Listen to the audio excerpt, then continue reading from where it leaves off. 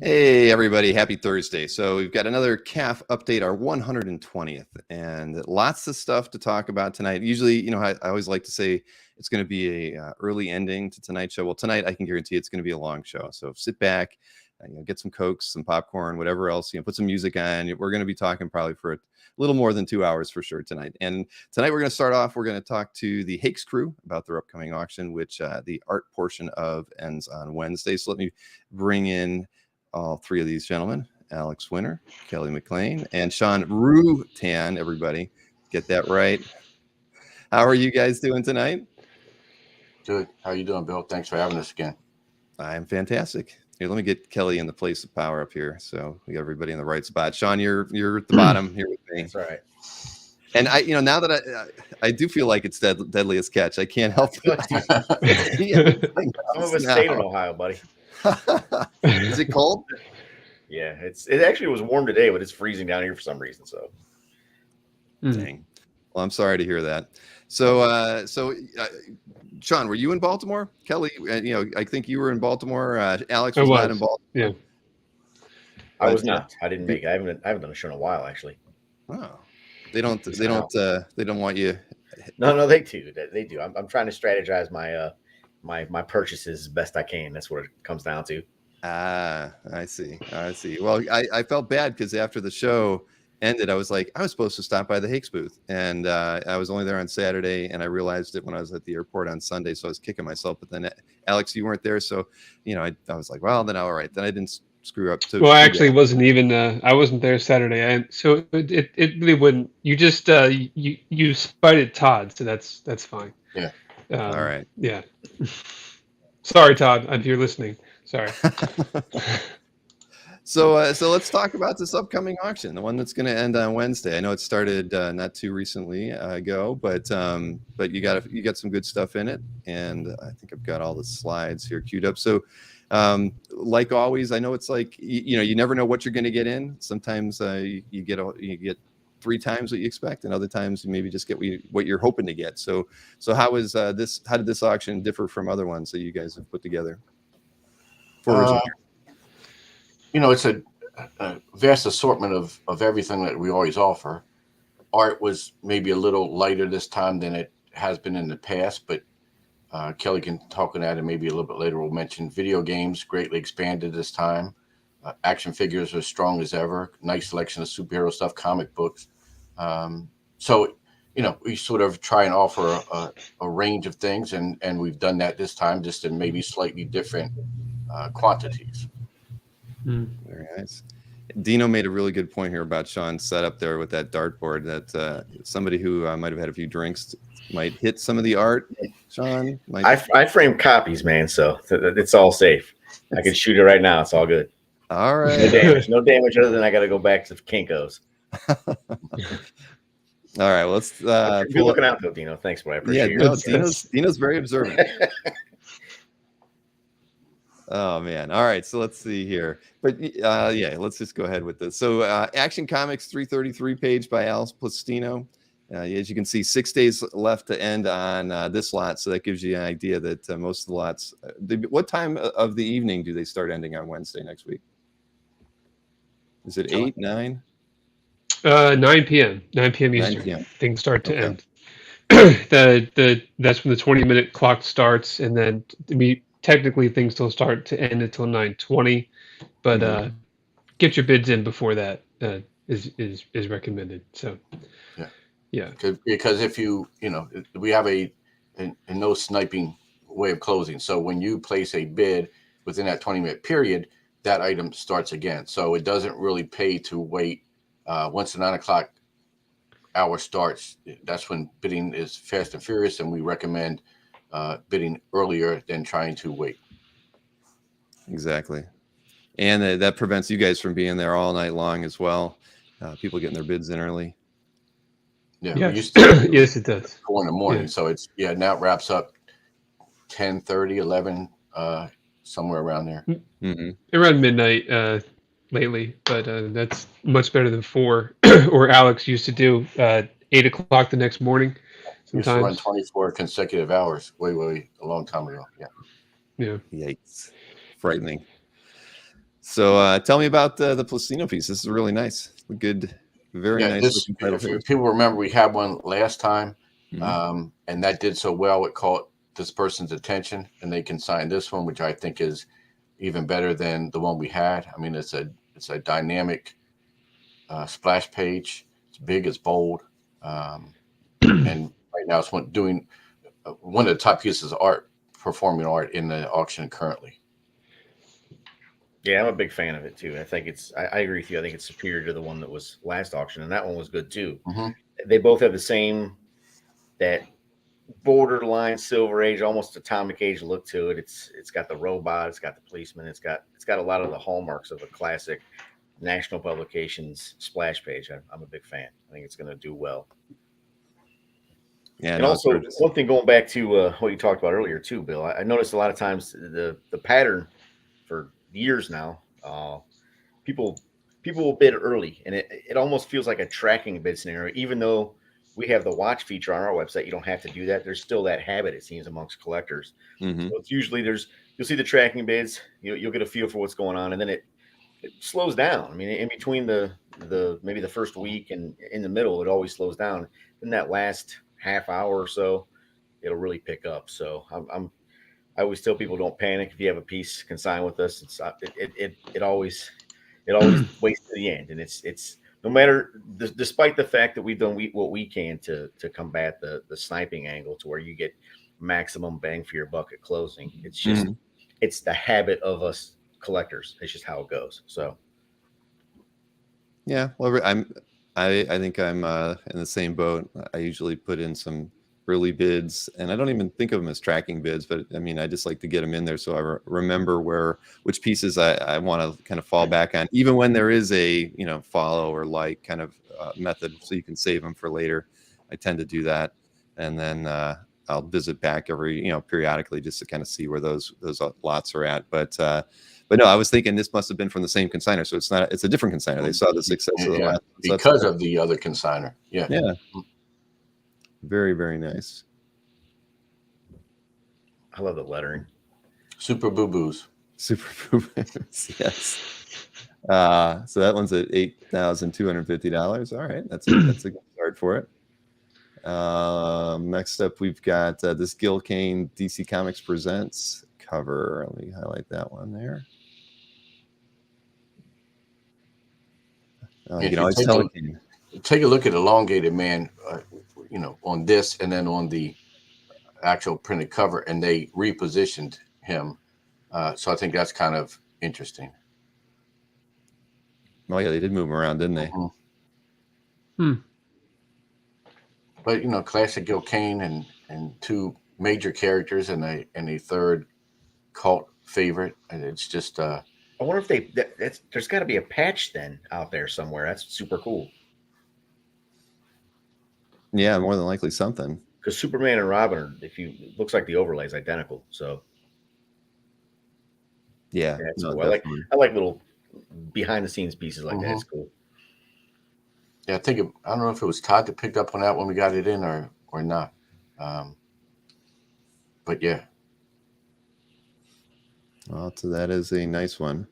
Yeah, I like that era. That's when I was reading comic books. Gil Kane's known for he goes back obviously early Hal Jordan all the way through his run on Spider-Man, and he was basically the Marvel cover guy through a large part of the 70s. But this is the era that I wasn't around for that stuff. This is the era of Kane that I remember. You're probably right, Michael. Yeah, they're making comments about his hand going right into his crotch. Yep. The editorial original smart. They won't let something like that get by. Probably wouldn't have met Comics Code, right? Otherwise. But no, it's good. It's classic Kane, that's for sure. His artwork is unmistakable. Absolutely. I like it too because you don't see Robin, Superman, and Elongated Man teaming up too often. Mm-hmm. Nope. That's pretty cool. A triple threat adventure, as only DC Comics Presents can do. No, it's awesome. And where are we at with that one? $2,500 and 6 days to go on that one. We got got long curly locks of Superman here. This is Action Comics 0 by Butch Geis. Oh yeah, very cool. I love Geis's work. I love that whole era of Superman, and it's apropos the 30th anniversary of death of this week. Actually, it was yesterday. It came out again. All those comics. I think Tuesday actually was the anniversary itself. So this whole triangle era of Superman is really kind of making a, I don't want to say comeback because it's always been popular, but it's really kind of hitting a crescendo here lately, last year or so. It's kind of exciting to see these covers hitting the market. Yeah, well, there's definitely has been a lot of excitement around those storylines. Yeah, this is great. This one's fresh to the market, right, Alex? To our recollection. Yeah, absolutely. Same as the Gil Kane. They've both been. I mean, the Gil Kane obviously off the market longer because it's older, but both in the hands of a collector who obtained each of those early on and first time at auction. Yes. Mm-hmm. Yeah. Yeah, I don't think I've seen either of them. This is really nice. What was the? All right. Yeah, that's awesome. Cool. No, that's a good one. I actually finally have a piece of art by Geis, so I'm happy, but not from this era. But this one's really well done. Well, Kyle's getting roasted for his haircut. That's the return of era long hair Superman. That's another era that I relate to. I had when I was a server in college, I had a Superman tie, Kerry Gamble art, and he had the same haircut. So again, this is something that touches me in a nostalgic vibe. Mm-hmm. You still got that tie, Sean? I think I do actually, but that's because I have the hoarder gene going on in my life. I can't get rid of it, so I'm sure it's around here somewhere. I got peanuts and might be hiding under your beanie. One too. So yes, terrible taste in ties, good taste in comic art and superheroes. Yeah, there you go. Rick's the Bon Jovi soups. Yeah, kind of a little bit like that. Oh man. Okay, we got another one here. This is Man of Tomorrow issue 2 cover, and this one's by Tom Grummett. Let me go here, or not a cover. It's a title page, right? Flat, yes, yeah, the title page. Yep. What's the year on that? I can't quite see it on screen. 95. Okay. Man of Tomorrow issue 2. Yeah, but great action shot. Luther right there in the corner. So yeah, it's good. They're all good. Yeah, that's a nice one too. So Superman is well represented. I mean, usually you have a lot of Kurt Swanson. This time around, you have more. You have some newer pieces. Yeah, contemporary. Yeah, that's nice. Well, contemporary as in 30 years ago, which that's bizarre in its own statement. But yeah, I like seeing it. I love the 90s era. I lean into that as a collector, so I like seeing it as working for the auction house as well. Yeah, well, that's one of the perks of working for the auction house, right? Yes, sir. All right, now speaking of Kurt Swan, we've got a set of Kurt Swan pieces here too, right? So yeah, a little less than we've had the last couple times, but from the same source, and 5, I think, pretty nice pages content wise. Mm-hmm. Look at that Challenge of the Super Friends costume right there. Yes. Mm-hmm.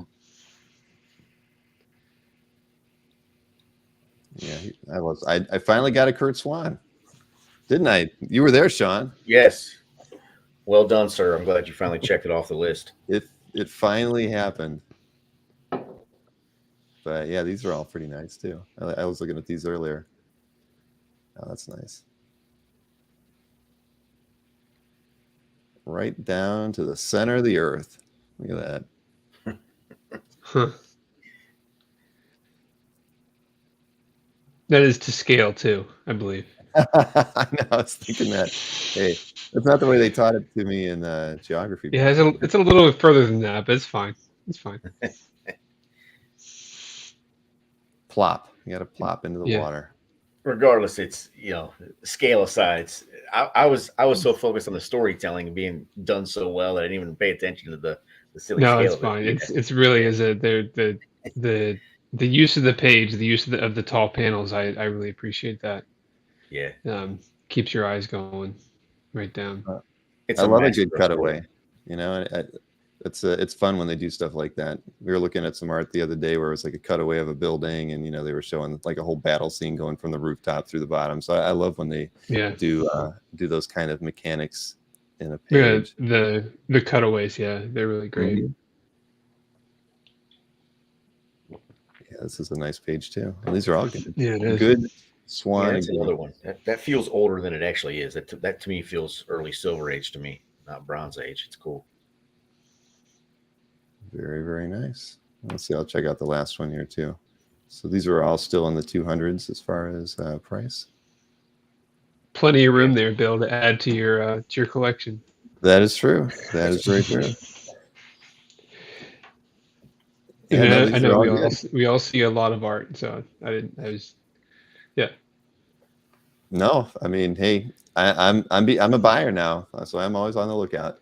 So this was one of the ad images that you guys use. This was a Marvel Age 41 cover art. It says by Janet Jackson. Explain this one to me because I did not read the art description on it. Okay. You landed it. Well, this is the original painting done by Janet. She was working for Marvel at the time. Obviously, the rest of the cover was, placed there around the original art. But it's a great image of Stan. Almost very lifelike. Almost. To a photographic sense. I mean, she took that photograph, obviously. Yeah, that's what the art was based on. I mean, it looks like a mirror image of the photograph. Yeah, she did a great job, and it actually came directly from her estate, from her. She's so it could not be any more fresh to the market, coming directly from the artist to us. I think it's everyone knows this cover. And I think, I mean, when I showed it to Sean, I think he got pretty excited that we were having this great image of Stan in the auction. So this image is so ubiquitous, and I got to tell you, until I saw the art that when you presented it, I thought it was a photograph. I never even looked at the cover of the Marvel. That's what Alex said. Same thing. Yeah. Yeah. I never took. I thought it's so close to it. Obviously, when you look at it now, you're like, oh yeah, you can tell. But when you just looking at it, it's so tight, and it's so close to the original image. And again, it's an iconic image of Stan that everyone's familiar with. It's awesome. So someone's gonna be very pleased to have that. Yeah, this is a wall piece. This is not a portfolio piece. This is, if you want to pay homage to Stan and have something on your wall, doesn't get much better than this. I would never I would never have known it was original. Because the way it looks there, because it has that I would call it noise from a photographer's standpoint, but it has that it looks it looks like it's just a blurry photograph or whatever. But yeah, she did a great job, and you can get a cool color overlay made for that too if you want that for your wall. If you wanted to put that that image on there with it, but it looks great standing alone. I think that's also put a nice wood frame around that, class it up. Yeah, I think that'd be great. Well, very nice. And what do we got here? Daredevil. Oh, Mazzucchelli. I didn't see that. How did I miss this one? I pulled up the tab and I didn't look at the art on this piece. Whoa. I think this is the sleeper of the auction right here, man. This is Maz Daredevil. It's the interior panel cover image. Height of his powers. It's, aside from Born Again, obviously, and this is from that era of Marvel. And again, I agree, Copper Age is the term, and that's what this is. This is blue chip Copper Age Marvel right here. I can't say enough about this piece. I'm watching it intently because I'm under the fantasy that I'm going to have a shot at it here. So we'll see how that plays out. But I think it's fantastic. You got Black Widow. You got everything about it's great. I like DeMolder inks. That's another perk for me. He wasn't the common inker on Maz back then, and I'm a fan of it. So I like seeing that for sure. Yeah, no, this is nice. we definitely don't see a lot of his art on the market. So whenever it comes out there, I mean, you're going to have a lot of interest in it. This is a good one. Yeah, can you bring up the cover image and you'll see what Yeah. about how it mirrors that panel there. There you go. Yeah, that's 222. That's rad. Yeah, it's really rad. Again, another nostalgia itch for me is scratched with this piece. That was prime for me right there. Junior high. Did you have a Daredevil tie that you wore? You know, I couldn't find No, it was his probably his underoos at that point. Yeah. I didn't make Daredevil underoos. No, I would have purchased those as an Oh. adult. Sorry. Well, Yeah. If you ever go back to wait table, Sean, you've got the tie all set to go. But I'm sure that's Yeah, not they a- make them now. That's the thing. When back in this day, if it wasn't Spider-Man or every once in a while the Hulk, you could not find merchandise at all. Not from Marvel. Right. So yeah, we live in a golden age of that stuff, anyways. Yeah. Yeah, no, that's true. That's very true. Now I'm curious to see where this thing ends up. I've got high hopes. I think that I was now that the secret's out, I know it's going to blow up. But I enjoy being the winning bidder for a while, anyways. It felt like it's a fun moment for you. Yeah. It is. Yeah. It's just like you talked about earlier. You make your bid. You start to daydream about owning it one day, and it's the mental games we all play as collectors and bidders. It's just how it goes. Oh yeah, But it's well worth it. So I'll get my hands dirty. I'll get in the mix and see what I can do. all right. Well, good luck with that. That's at $3,100 right now. Yes, sir.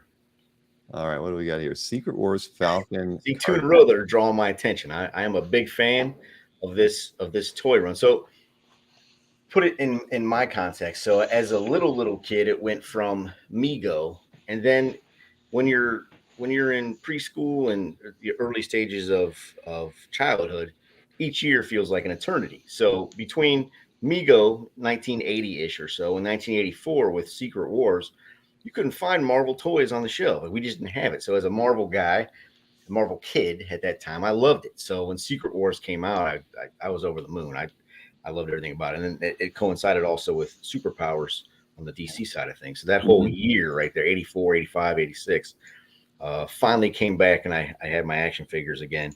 So this piece now, as an adult art collector, you just do not see toy art from the 80s. I can't. It's just not. It's not coming to market. It's every time it does, it gets black holed almost immediately. I got to tell you, this actually went to market, man, 15 years ago, maybe, I don't know, 13 or so, and it wasn't labeled properly.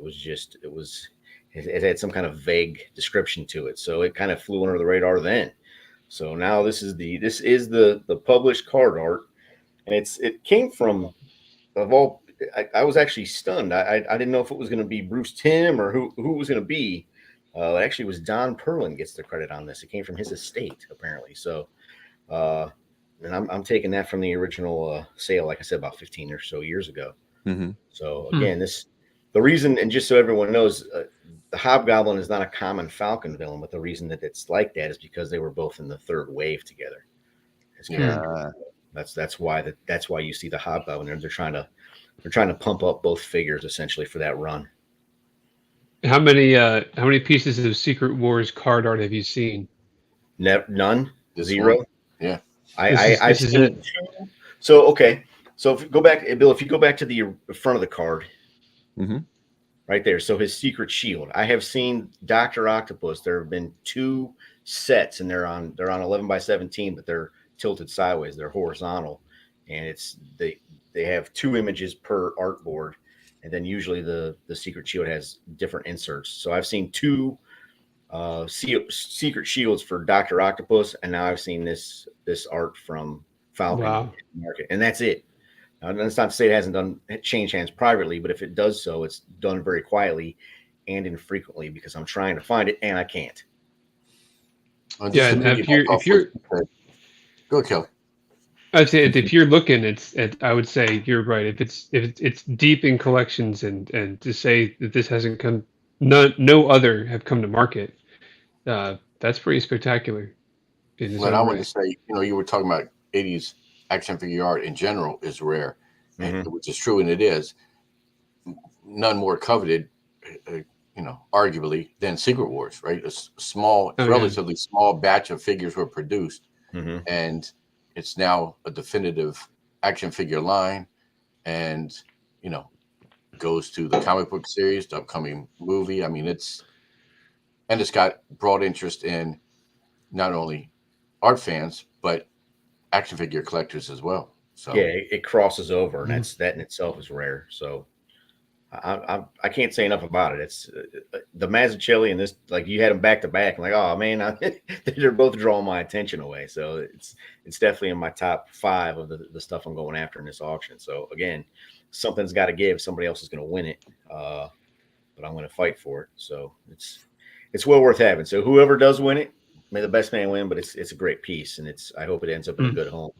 And going back to what Kelly says too, it's possible with something like this, it maybe just disappeared. Like they're like, okay, what are we gonna do with this now? It ends up in the garbage or something. You don't know how This that is played out.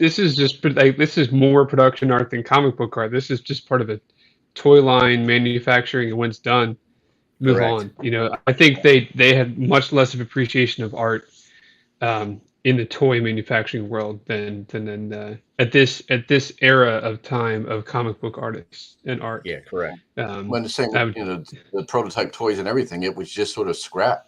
They right, didn't put it in the files. They didn't save it. Maybe it right, mysteriously disappeared from the factory, but there was really no archive of this material. Hmm. right. There was no sense of a sense of archive. Yeah, Mhm. absolutely. What was the size on this? I'm sure it's listed on there. I'm just kind of curious because, like you said, I mean, the only toy art that I'm used to seeing would be things like the spot illustration on the front of the card, right? But here Which you get a Secret little bit Wars of a didn't story have. too.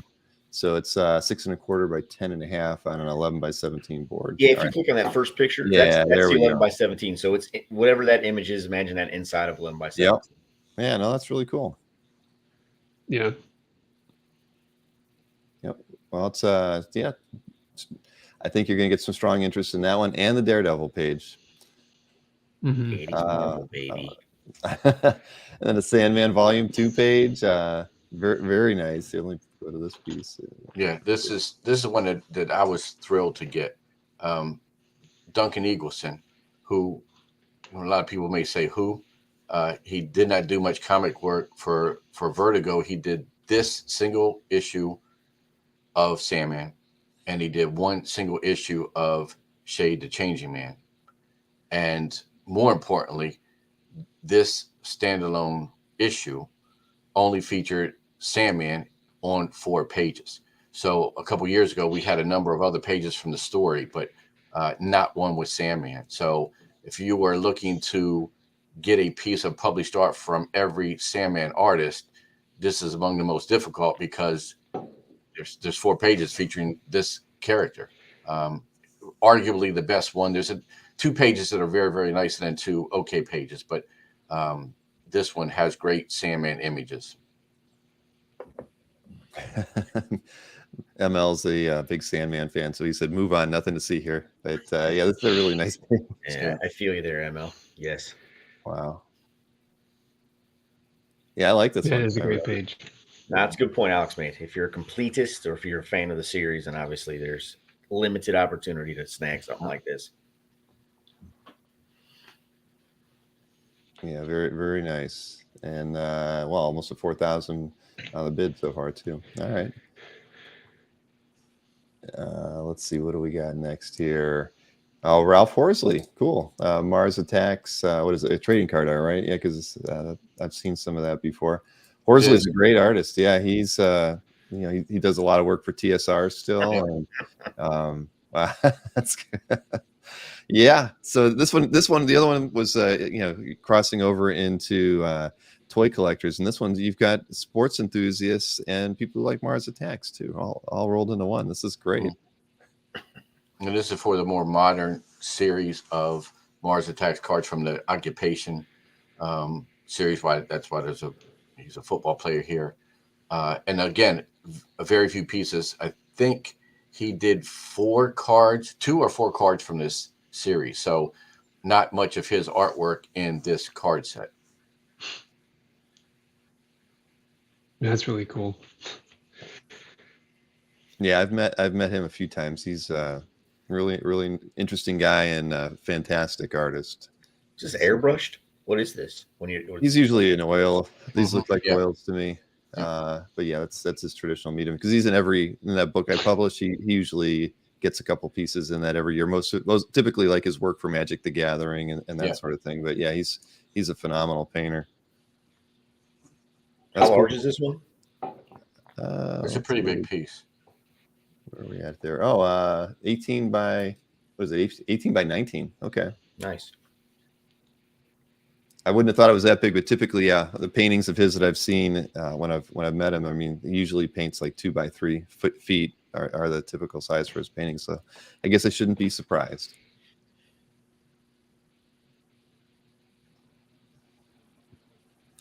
All right, Bobby London Air Pirates. Let's take a look at that. Didn't you have a Bobby London piece in the last auction too? Or maybe it might have been 2 ago. I don't recall that like myself. A strip art or something. Maybe I'm thinking of something else, but this is very nice. Look at the hand lettering on that. Yeah, the whole thing. Yeah. The back covered Air Pirates #1. And if anybody knows their underground comics history, Air Pirates is up there with Zap and some of the others as the, one of the classic titles, one of the most historic titles, the Disney tie-in and the whole history of anti-Disney movement at the time. And then the characters used on this, it's just a really, really special piece if you're into either Disney art or underground comics art. Yeah, it's cool. I dig it. Yeah, I agree with that. Piece of legal history. Yeah, 100%. Yeah. Yeah. Yeah, this came to us from the Lippincott estate. The same, we had the Star Wars daily strips and many other pieces of art in the last auction, and this was another piece of art that we had from that estate. And so again, sat with him. How it got to him, he had a very eclectic taste, and but it shows that he had access to some. I mean, the back cover of Air Pirates #1. I mean, to have that meant that he had access to some very, very special pieces. And just the right connections to it, scene. Right. I was going to say it through his connections, through his friends, through his inner circle that he had. Yeah, really great piece. There's the jokes in here are great. I love it. Let me see here. Okay, if you currently own if you have the front cover, then you got to add the back cover to your collection. Right.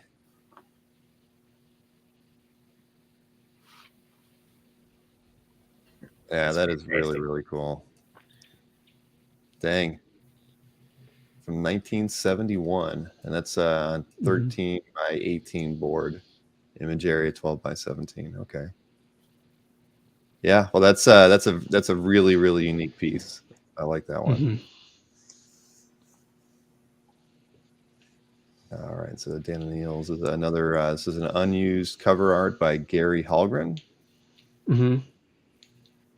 Switch over. Yeah. This would have been used. Obviously, it wasn't, again, from the Lippincott estate. So whether these came from the same source or not is unknown. But they were, sort of together at the time when we got them. So this is another fantastic piece. So there's going to be a merging, as you can see by the cover text. Dan O'Neill's comics and stories and Air Pirates were to become a combined title, but it did not happen. But this would have been a follow-up to the issues that came out right after the previous piece of art that we had. So this is vintage and contemporary to the original wave of underground comics movement, and a piece that I think pretty much everybody is surprised to see, because I don't know, outside of Charles and a couple of people involved with what would have been this issue, even though it exists. For sure. Correct. Yeah, we actually reached out to we reached out to Gary. Is that right? and he gave us the inside information on why this exists. I believe is where we got that. Yeah. Yep. Verified and identified it. Mm-hmm. They're really cool. That's again, you guys get the unique stuff. I mean, from that you got that card art, and you get stuff like this. I mean, this is not just not the normal thing you see made available through any marketplace out there. You guys definitely get unique pieces. Well, this all plays into it, and I keep preaching that is our collector crossover and cross interest. So yes, we have art collectors for this, but we have serious Disney collectors. We have non-sport gum card collectors. So we offer something for all of these different collectors at one time. And that's where the fun can begin, when you have multiple collectors fighting over pieces for different reasons. There's 100% irony in that whole statement. You're gonna have a die-in-the-wool, die-hard Disney collector and a counterculture collector trying to get the same piece for their own reasons, and somewhere the creators laughing about that whole fact. Well, and while the bidders may complain about the competition, the consigners we have certainly do not complain about the cross interest that we get each and every auction. It's very interesting to see when someone you would never expect to bid on original art does. It just means that something spoke to them in whatever way, nostalgia or character base or whichever, that you never knew that they were going to be a collector, and it happens every auction. I think. So that's a subtle plug for all the consigners out there. Wink, wink. There's validity in consigning with Higgs. Yes. All right, so it's a change of pace on this one. A static #1, a variant cover, and this is Dennis Cowan and Jimmy Palmiotti. Let's see. Yeah, I love Dennis's work. He's awesome. Let me bounce through this here. And this is also from Janet Jackson, right, Kelly? This is, this one came from her. I believe her notes are on it, on the back, signed by her, if I'm not mistaken.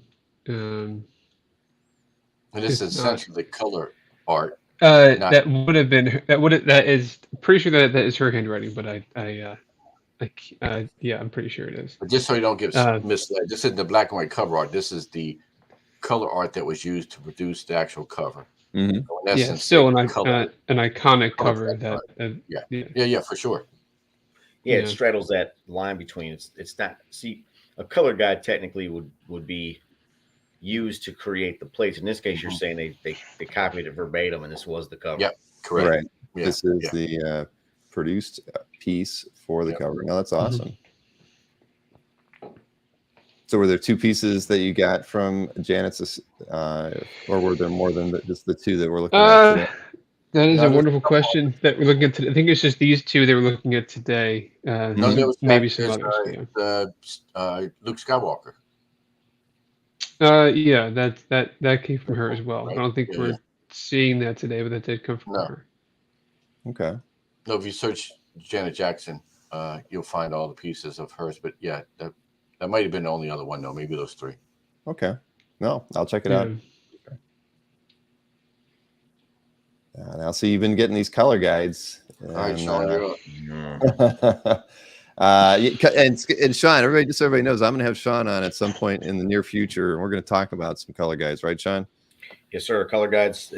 I discovered them. I think I've said this story before, and I'll save the bulk of it for later on. But ever since I was introduced to them, they're something special. They're just they're a piece of lost comic history.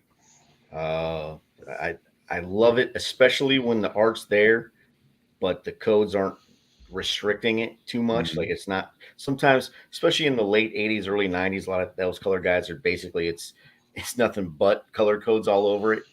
And this came from Andy Yanchis, and Andy Yanchis worked with George Russos all the time doing the colors in the late Bronze Age, early Copper Age. And he would basically say that when it came to the covers, a lot of times you wouldn't see the codes because they had their best, most experienced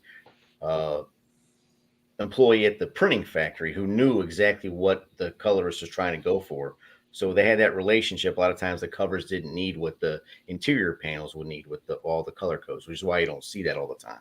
Mm-hmm. But going back to this piece specifically, if you look at it, the cover is the Masterworks. However, the interior pages are both. So what that means is the interior pages are the original for the issue, and then Andy reused them for the later Masterworks because he was a colorist on both of them. So he's like, you know what, I'm just going to reuse what I already have. So this is all that exists for the color guides for this classic issue of Bronze Age peak greatest selling title of Marvel X-Men. So this is exactly what you're looking at here. It's not, people see Masterworks like, oh, it's just Masterwork. No, it's not. This is the original. It also was reused for the Masterworks. And the way this works is the Masterworks, if you were to flip that page over, the original was inlaid into it and he taped around the back of it. So the Masterworks portion is just a border. And the original color guide is taped to it on the inside. Mm-hmm. So this is, you can find them. They're starting to come out of the woodwork. Not fast enough for my liking because I'm trying to acquire what I can. But for many years, people were, you get color. You can get this story 20 years ago for $10. Like it was nothing. Now they're going for thousands of dollars because people were realizing that, you know what, I might not be able to afford a page, but I can definitely afford the color guides. In this case, this is the entire published story that you can read from cover to cover, but you own the only one in existence, which is super cool. That's why I'm a big fan of color guide stories. So I love this piece. And as a collector of color guides, I'll say that I like the fact that it does have the Masterworks cover and then the interiors being original, because you can, when you're holding it in person, you can tell the difference. You can see the era is a little bit different. The paper is different. The style is different. And to me, that's cool. That's one of the reasons I like color guides. They're kind of a connection to a lost production process. And I dig that. Sean, can I just say I find it funny that someone that's so into color guides is dressed all in black? Yeah. I'll dye my beard next time, buddy. I'll go with a red beard or something. Spice it up a little bit. All right. Thank you. We're gonna hold you to that, Sean. Oh man. All right. Well, this one doesn't have any bids on it yet, but it's starting at 1,000. I mean, I know you guys have had a few complete X-Men books. I think there's even there's this one as well. This was for 103 with the cover and the interiors as well. Same deal with this one too, or I believe these are all Masterworks. Mm-hmm. Okay. Yeah. Yes, So these are not the originals. I'm not even sure Andy did. That might have been Glennis might have done those. I can't remember if Andy did the original on those or not. I know in the ones he did the originals of, he repurposed them. So he might not have done the original for 103 and for most of the early Cockrams. Got it. So this one's still nice though. I mean, again, it's the published color guides. You can read the book in its entirety, and it's a classic issue. If these were the published, because of the issue, because of what it means, to me, it's 5 figures if it's the original color guide. So you can get the Masterworks, obviously substantial. You can get it for a discount. You're not paying the 5-figure entry fee you're going to have to pay for the originals. Sure. And they're still vintage. These are 30 years old. So yeah. All right, and then we get the Handbook of the Marvel Universe, issue 2. Yes, indeed. Captain America, front and center, as he should be. This may be the item of the auction, Sean. Shh. Nah, I've got this again. I mentioned top 5. We were talking about Daredevil, talking about Falcon. This is in my list as well. I hate to spill the beans on myself, but it's part of my role, my duty for Hicks. We could just spend the rest of this session talking about this one lot and really saying how important everybody wants to go after. Everyone should own this. Yes. I do appreciate that. It's weird. As big a fan as I am of Cap, I don't have a ton of Cap cover guides. So I definitely have this on my list. But again, speaking of that nostalgia bug, this is right there. This is Grunwald's Magnum. That's a nice, overall shot. I mean, look at that stack you're getting. This is a massive archive. Yeah, it's massive.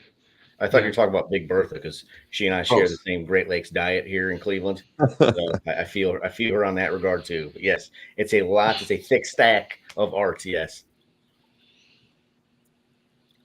Oh, you got the Weirdly enough, I'm a Constrictor, too. huge fan of Constrictor. I did not pick that photo; someone else picked it. So it's I'm a big fan of Colossus, Constrictor, Cap. A lot of C words. Yeah, no, it's a nice set. How many are in that? 214 individual sheets. Good Lord. Holy Yes. mackerel. Yeah, it's massive. Oh, well, that's gonna be interesting. Yeah, because that's a lot. You'll get a lot. I think you'll get a lot of different people being interested in it just because of the quantity Yeah. and all the artists that were represented in that. So that's pretty cool. I just want to thank Stanley for his comment. If you only knew half of it. Yeah. The funny relationships of the Hakes crew. Indeed. It's a barrel of laughs around here every day. Let me tell you. Yeah, laughs and therapy. Yes, sir. Yes, sir. Man, so ASM number 1 again. I talked. If it was the original, it'd be 5 digits. Now forget that. You're in the 6 digits if you wanted the original. Yeah, list. yeah. You're just not going to find it. It's probably gone. Probably been gone for 50 years. So this is your shot at it. We talked about the Amazing Fantasy 15 that went in the prior auction that blew my mind. It went for at least double what I thought I was going to go for. 15. Was it with 13? It was 15, 13,000, right? 15, 15. yeah, 15,000. Yeah. Yeah, which that's again, it's someday when this stuff is in a museum, and that's going to be a deal. Again, color guides, they still have a stigma to them it's evaporating. So this you couldn't get AF 15 for 15 grand. This is your shot to get ASM number 1. Now, granted, it's Masterworks, but it's still iconic, important, and it's your ability to read a one of a kind story in its entirety. That's fantastic. Bill, this reminds me of Turkey has that recreation that Shelley Maldoff did of this cover. You seen it in his house? Yeah. I always think of that when I see this now. But yes, it's a very iconic cover. It's been redone so many times for a good reason. Yeah, these are pretty cool too. That's yeah. I mean, I own a few color guides myself. Not as many as you, but I picked up because they're nice, they're fun, and they're still a piece of history. And I've got a couple John Byrne, uncanny pages that I could never afford the published pages, that's for sure. But at least I've got the color guides. Something to talk about. So really nice. Let's see here. And then this one I wasn't quite sure. This was from, let me go back to it. The Junior Justice Society of America Club, 1951 comic book ad, and it's a production mechanical art piece. Let's see here. It's a mech. That's cool. Yeah, so it's mostly stats, but the badge is scratch board, right? So it's a piece of board that was all black and then scratched to have the image come out. That's cool. Some production art / original art, but this was one of the most famous premium offers of all time. Premium offer meaning you had to mail away for it through the comic books, and they did various iterations of this membership kit. Sometimes it had a badge, sometimes it had a fabric patch, depending on what was going on at war years. They scrapped the metal and they went with the fabric patch. But Wonder Woman was a mainstay through the whole club, and why she was featured on this ad, which would have run in comic books. And so it is, while it's not original art, it's one-of-a-kind production art for next to the Supermen of America Club, the definitive DC club, in my opinion, and to me, even better than Supermen of America Club because of the components that you got with this and the different heroes that were represented. How the hell did this survive? I don't know if it was in someone's files, and it was in a collection for a long time. We sold it a number of years ago when we took in that collection, and now it's come back to us through the winning bidder. So it's just a anomaly that it's offered again, and it may be off the market for who knows how long after this. But it's a really cool 70 piece. years old, man. It is featured in the Hake toy guide, so it is a photo example in that book, as well as being a published comic book piece. Yeah, I mean, it's remarkable that it's still around. That's great. Let's close that. So got some bids on that one already. Then I think we're out of the original art now, right? There was a few other pieces that you had sent me. This was like an advertising poster, again from 1941. So this is pretty old. Yeah. So this is pretty incredible. And as we talked last time, we said we would cover a few non-art pieces just because of crossover interest. So this would have been a newsstand poster to promote this issue of Superman. That in of itself is special. The poster on its own is rare. First we've seen, only one known. These did not survive. They did a number of different ones like this for DC Comics that would have been hung up and next week thrown away. So only known example of this at all. But what makes this even more special is that there's writing on the back that documents it to the famous DC Fawcett lawsuit. So this was a court deposition used piece for one of the most famous comic book cases right of all time. This is probably this is the coolest piece of Superman ephemera I think I've ever seen.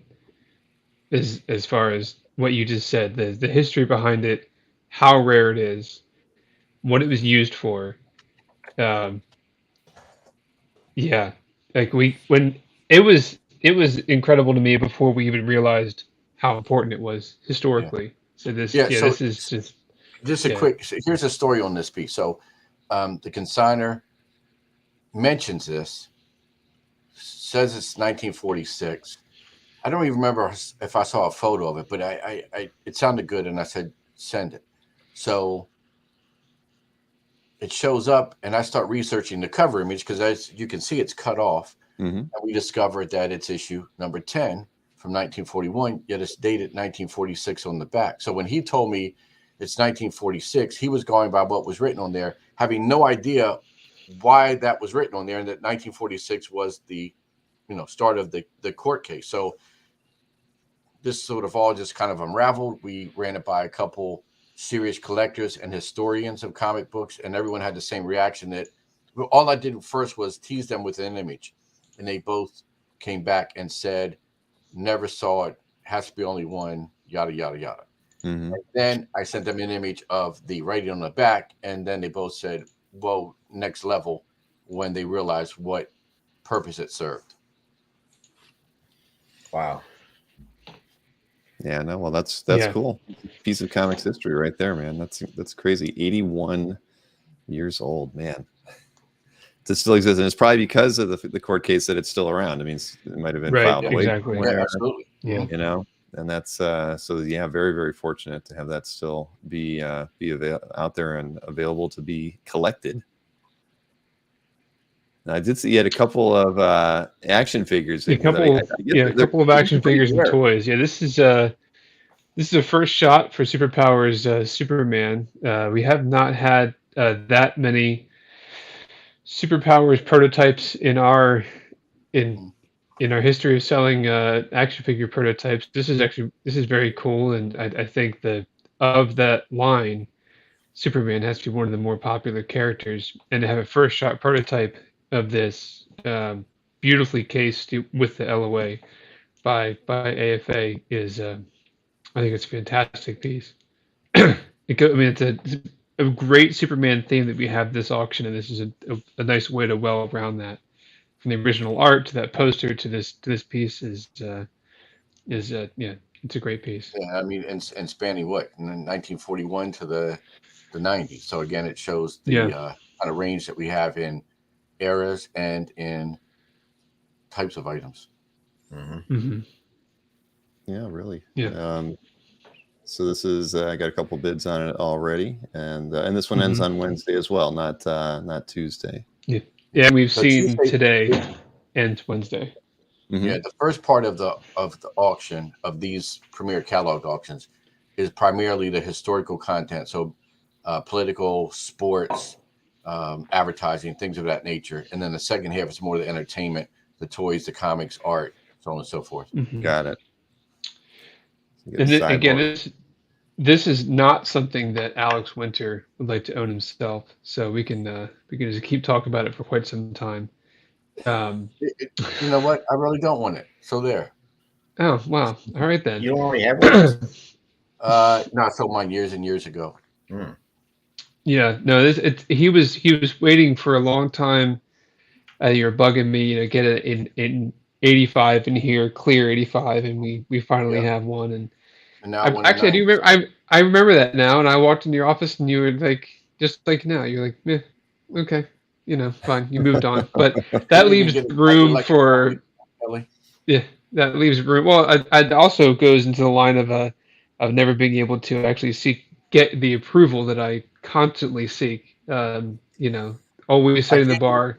I can't give approval to you and Sean. It's got to be one or the other. That's it. I'll take it. There you go. No, No, seriously. anyway, Speak back on to the this piece.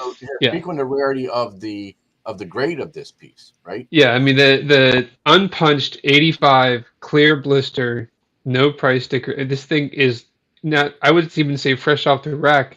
It never made Hmm. it on the rack. Yeah, It it came out is of the it is case. fresh out of the case. If that this is an accidental piece to find them in this shape. The superpowers line. This is the rarest. This is the piece to have in that line And for let me just sure. say quickly on the 85. 85 cents, 85 instead of 100. Well, try and get a higher grade superpowers than No, 85. So an 85 is a high grade for this item. yes, it is. Yeah, same with video games, everything else. 85 is a very high grade. Yeah, that Uh, bubble as a toy hunter, that bubble drives me bananas because it's always got that yellow Mhm. hue to Yeah. it. That thing's crystal yep, clear. yep, yep. Now, have you seen Superpowers original art, Sean, Alex, anyone? I've seen the mini comic covers. I've seen the interiors for the mini comics. I've seen the Kirby pages.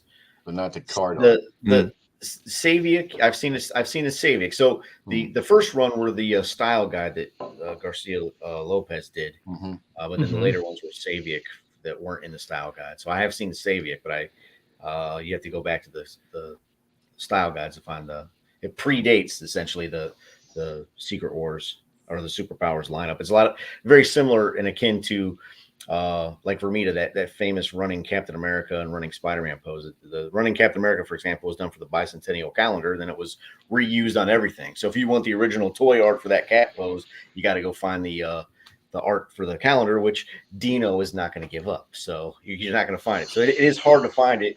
And sometimes when it comes to toy art, you got to find it from different sources other than just the toy. Understood. Yeah, right on. Yeah, this is a great piece. If you are beginning or completing your Superpowers collection, this is probably on your list. Yep. Yeah. Now moving to something a little different too. The Hotline Bat Phone.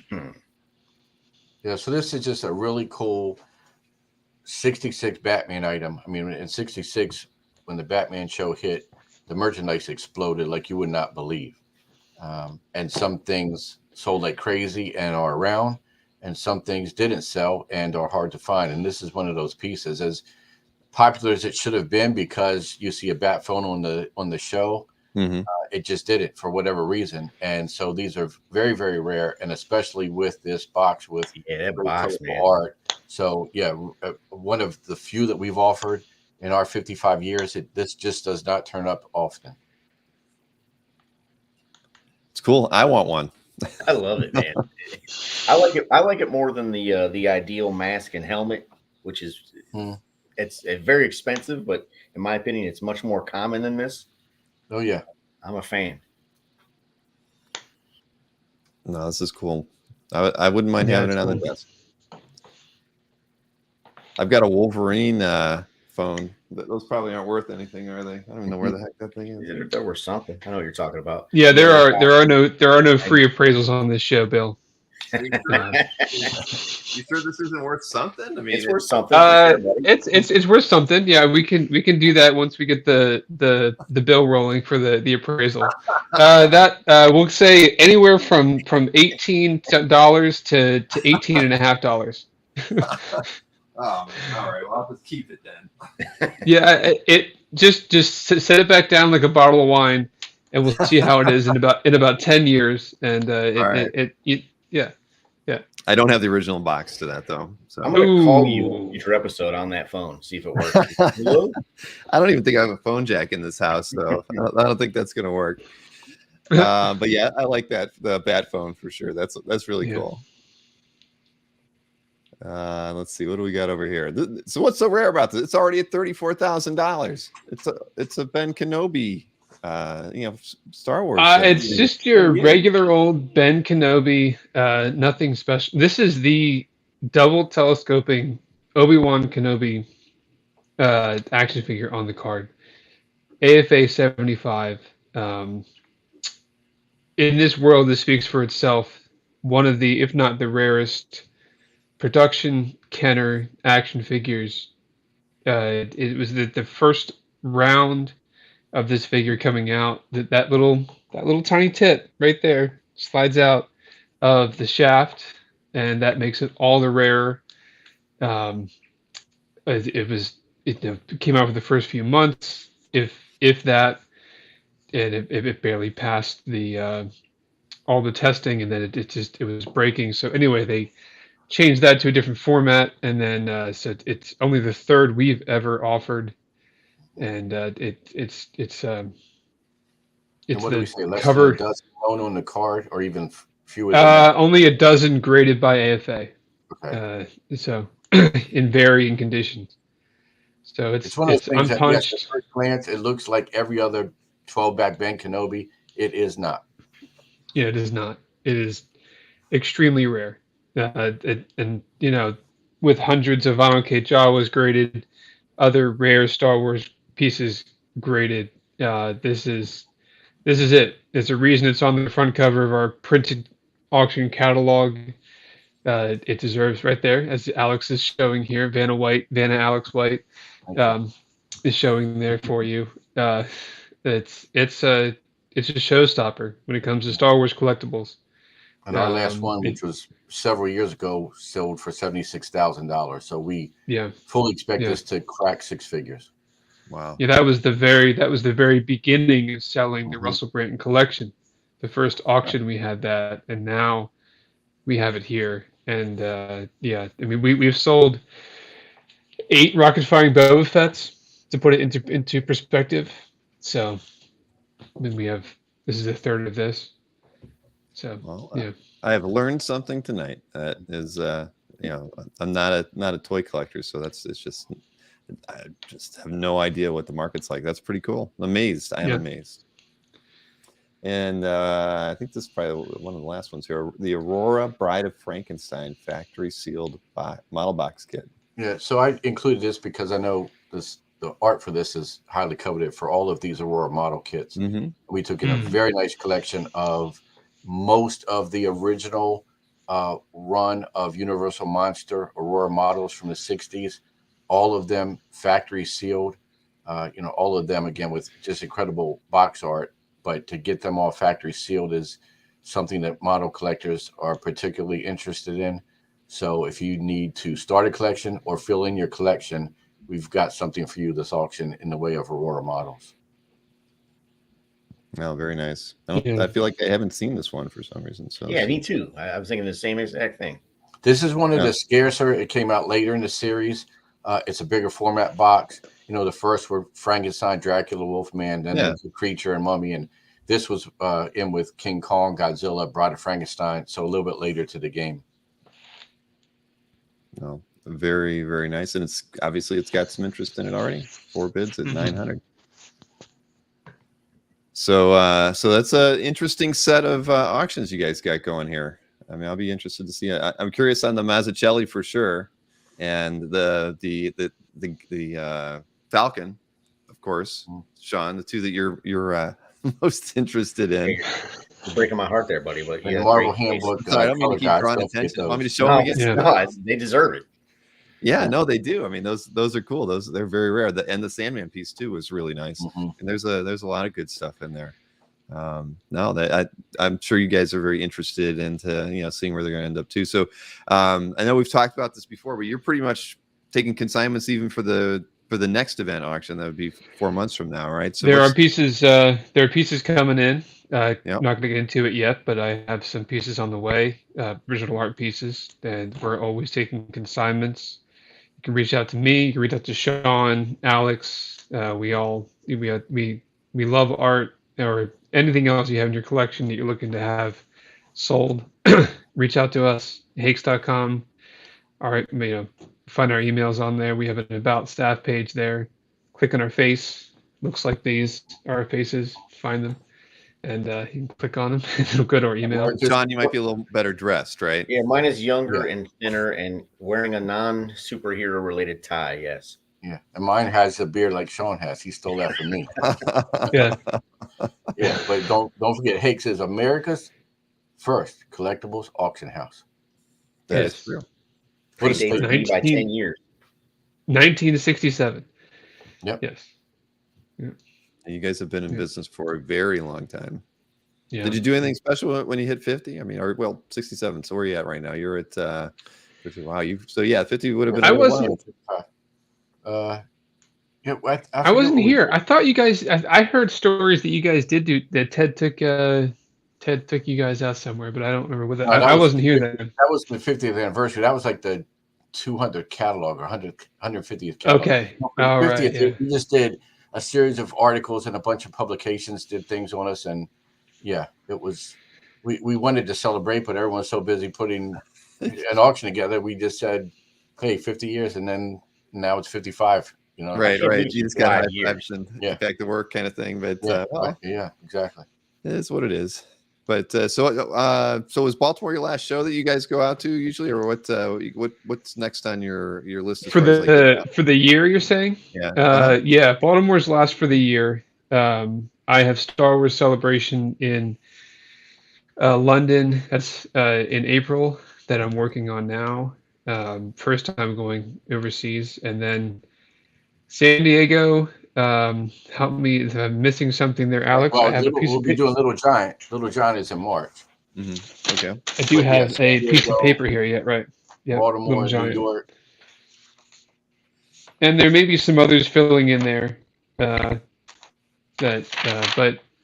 you always go to San Diego, is that right, Bill?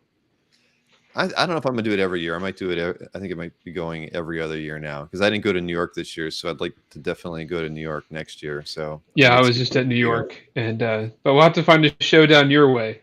Yeah, Now that Mega you're, Con. You ever done that one? Yeah, we talked about doing that actually. MegaCon. Yeah, we have to. Yeah, Yeah, that's in. I think it's late March, I believe. It was in May last year, but I think it was like postponed or delayed because of the pandemic, and it's now moved to its regular spot, which is late March or early April. Well, at least it's warm. You'll be getting out of some dreary, wet weather there in Ohio, Sean.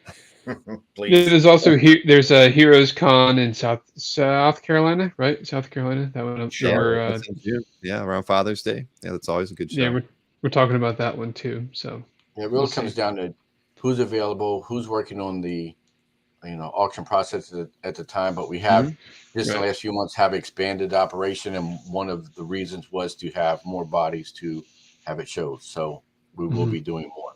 Cool.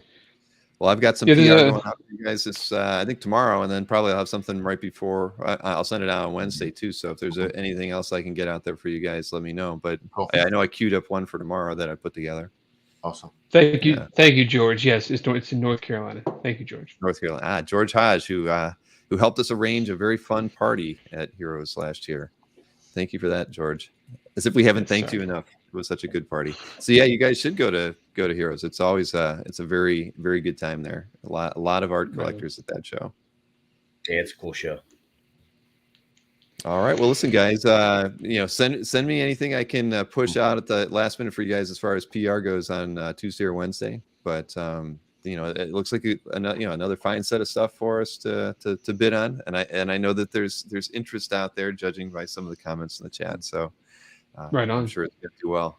All right. Well, thank you, Bill. Appreciate everything you do for us and for, as I've already said, for the art community in general. Big amount of gratitude to you. Thank you. Hey, I love hanging out with you guys. This is one of the highlights of my live streaming shows is getting to watch Alex pick on Sean. Well deserved. Well deserved. Oh, man. All right, gentlemen. Well, I will. I'll be in touch, and please send me anything special that I can put out for you guys early next week. All right. Thanks, man. Right on. Thanks, everybody. All right. See you guys. Good night, guys. Thanks, everyone. All right. So they're always fun. So Anonymous says this is cool as heck. Who is Anonymous? I don't think we've seen Anonymous in the show before, but yeah, it's always good to have the Higgs guys on. And I love Sean. I've known Sean for a long time. He and Berkey are pretty tight, so I've seen him over there at different parties and stuff. But it's all in good fun. Sean, he looked just like he was on one of those Alaskan fishery shows where they're going king crabbing or something like that. So yeah, very it's fun though. But hey, so we got a lot more to talk about tonight. And I saw some early comments. I've been watching some emails pop in. I can tell you that there is no problem with adding art to Comic Art Live. Matt, I saw you post something about that. I saw an email pop in like right before the show started or as the show was starting. I can tell you that, definitely no issues with art getting added to Comic Art Live. Though I did see you showed a screenshot of an error. My only thing that I would suggest to you while we're online is trim back some things. Maybe you wrote too much in the description or something like that, and it caused an error because there was just too much content in it. I don't know. I mean, I'd have to go look at your error specifically. Is there a size restriction? No, but if it's 100 meg scan or something, you might time out trying to get it uploaded. I mean, if you think it might be the size of your scan, reduce it to 2000 pixels tall or something like that and try to upload it that way. But those are usually pretty rare. Most people have a fast internet connection, and I mean, I've seen people upload 400 megabyte files. I mean, we reduce them down to like 2 or 3 meg, but it does happen. But yeah, I can show you because we're gonna move into the Comic Art Live section of tonight because there is lots of stuff going on. Lots of people. I mean, there's a lot of people going premium or paying for their 3-month stuff tonight. So. Plenty of activity going on over there, but let me swing a couple of let me change the screen here. I want to show you a few things related to Comic Art Live because I've been working on it all day. You've seen a lot of different PR pieces go out, whether you're a booth owner or you're going to be attending. So I've been trying to just stay on top of the support emails that are coming in as well, and there are not many, but just there's a lot of first-time people who are promoting their stuff and setting up their booths and everything. So this was where we were at. I'm not going to let you see the featured art. This is actually inside the hall, everybody. This is a sneak peek inside the hall where it has the stats. So like currently, at least the last time I refreshed this, there were 2,323 artworks going to be available on Saturday, 623 for Sunday. So what we're around 2,950 right there is terms of total artwork. 216 exhibitors. I think last show we had around 250 exhibitors and we hit close to 5,000 artworks. My guess is over the next I don't know, probably 36 hours or so before the show opens, or actually before your booth posting ends for Saturday, and it is 36 hours because it ends at 10 a.m. on Saturday morning, that we will probably be closer to 4,500 artworks, and I imagine we'll be probably pretty close to 250 exhibitors. But yeah, I last refreshed this during the show just because when Matt said that he was having errors, I was like, well, let me see. So where is it gone now? So there you go. So I added 10 more pieces on Saturday since I last refreshed it about 10 minutes ago. So yep, people are still adding their artwork this evening, and I don't see any other things, but we'll work it out, Matt. I'll be up after the show. We'll figure out what the issue is and we'll get to it. But yeah, so I wanted to show you that was, first and foremost, I think we're pretty much on pace to stay with consistent from the last couple shows. I think the last 2 shows we hit around 5,000 artworks. You never know if we're going to hit 5,000 this time, but hey, I'll be happy with anything over 4. I mean, as many of you know, or many of you don't know, there is actually this, kind of top secret, not top secret event going on this weekend. And I knew about it at, way back in, June, May, somewhere around in there, sometime around the last Comic Art Live event ended. Heritage has this thing going on this weekend, which is weird because they put it the weekend right before a signature auction, but they're doing you can't really call it a con. There was no PR about it, but it's something going on at the Heritage, near Heritage. And, a lot of, there are some dealers that are out there, guys like Barack are out there. So there's a lot of different people that are attending this kind of like an event. It's kind of more of a PR event than anything else, but so that's kind of going on. So but it'll make it more interesting because like with Albert, I talked with Albert a couple days ago. He's got his booth set up. He needed me to configure a couple things for him so he could be actively engaged with buying artwork, during the show, and also managing his booth. So it is, so it'll be interesting to see how we compete with whatever Heritage actually has going on over there. But let me see a couple things I wanted to point out, because I'm getting, like, as far as exhibitors go, with the new exhibitors, always getting asked about how to handle and let people know about their shipping rates, or maybe how they take payment. So I figured I'd show a item here. I keep telling everybody, put it in your description, your intro booth description at the tail end of it. You have a nice welcome message, but you can easily state, my domestic shipping is this, my international shipping is that, and these are the forms of payment I take. Put it in your description, because even though, this is on a detail page, anything that you put in your description is actually shown on every detail page as well. So you can see it, that's my description, very meager, because I probably won't have anything to show, to sell. But I just wanted to point out, and that's why I always tell people, put it in your booth description as far as your shipping rates. And because you can see this is at the top. When I go to your main booth, you see that same gray box there with the same description. So just to keep it simple for everybody, put your shipping and payment options in that box, and your buyers will never have to ask what those things are. Keep things very, very clear for everybody. Claiming the golf balls. Are we able to place more than one image on a page? Show interior pages are showing a different image. So you're just saying like auxiliary images for your artwork, or that you're posting? Sure. I was going to say, for those of you who are new to this, if you're going to start your booth and you only have 36 hours to go, you can see this is where to do it. You would get into the setup booth. If you haven't already confirmed that you're setting up a booth, there's a confirmation screen you got to get past. But from there, let's see, go over to editing the golf balls. See over here, Nick. And Nick, I think I saw you set up a booth too, so Nick's going to have one. But so when you're editing an item, you can see there's add additional images. And so you can add, I don't even know if we have a limit. I don't think we do, but you can go in and add extra images to, to whatever we got here. I can show whatever. I'll just throw a logo in there. No, I'll show no, I can't put Paulo Rivera's art in there. I'm going to show that to you in a minute. Okay, I'll do that Sandman piece from before. Just call it test. So adding the image in there for that. So now it's got an auxiliary image on it. And if we were back out here on the item, now you can see it's got the extra Sandman image in it. And so when people are clicking on the art to look at more detailed stuff, they can click back and forth and see the aux image as well as the main image.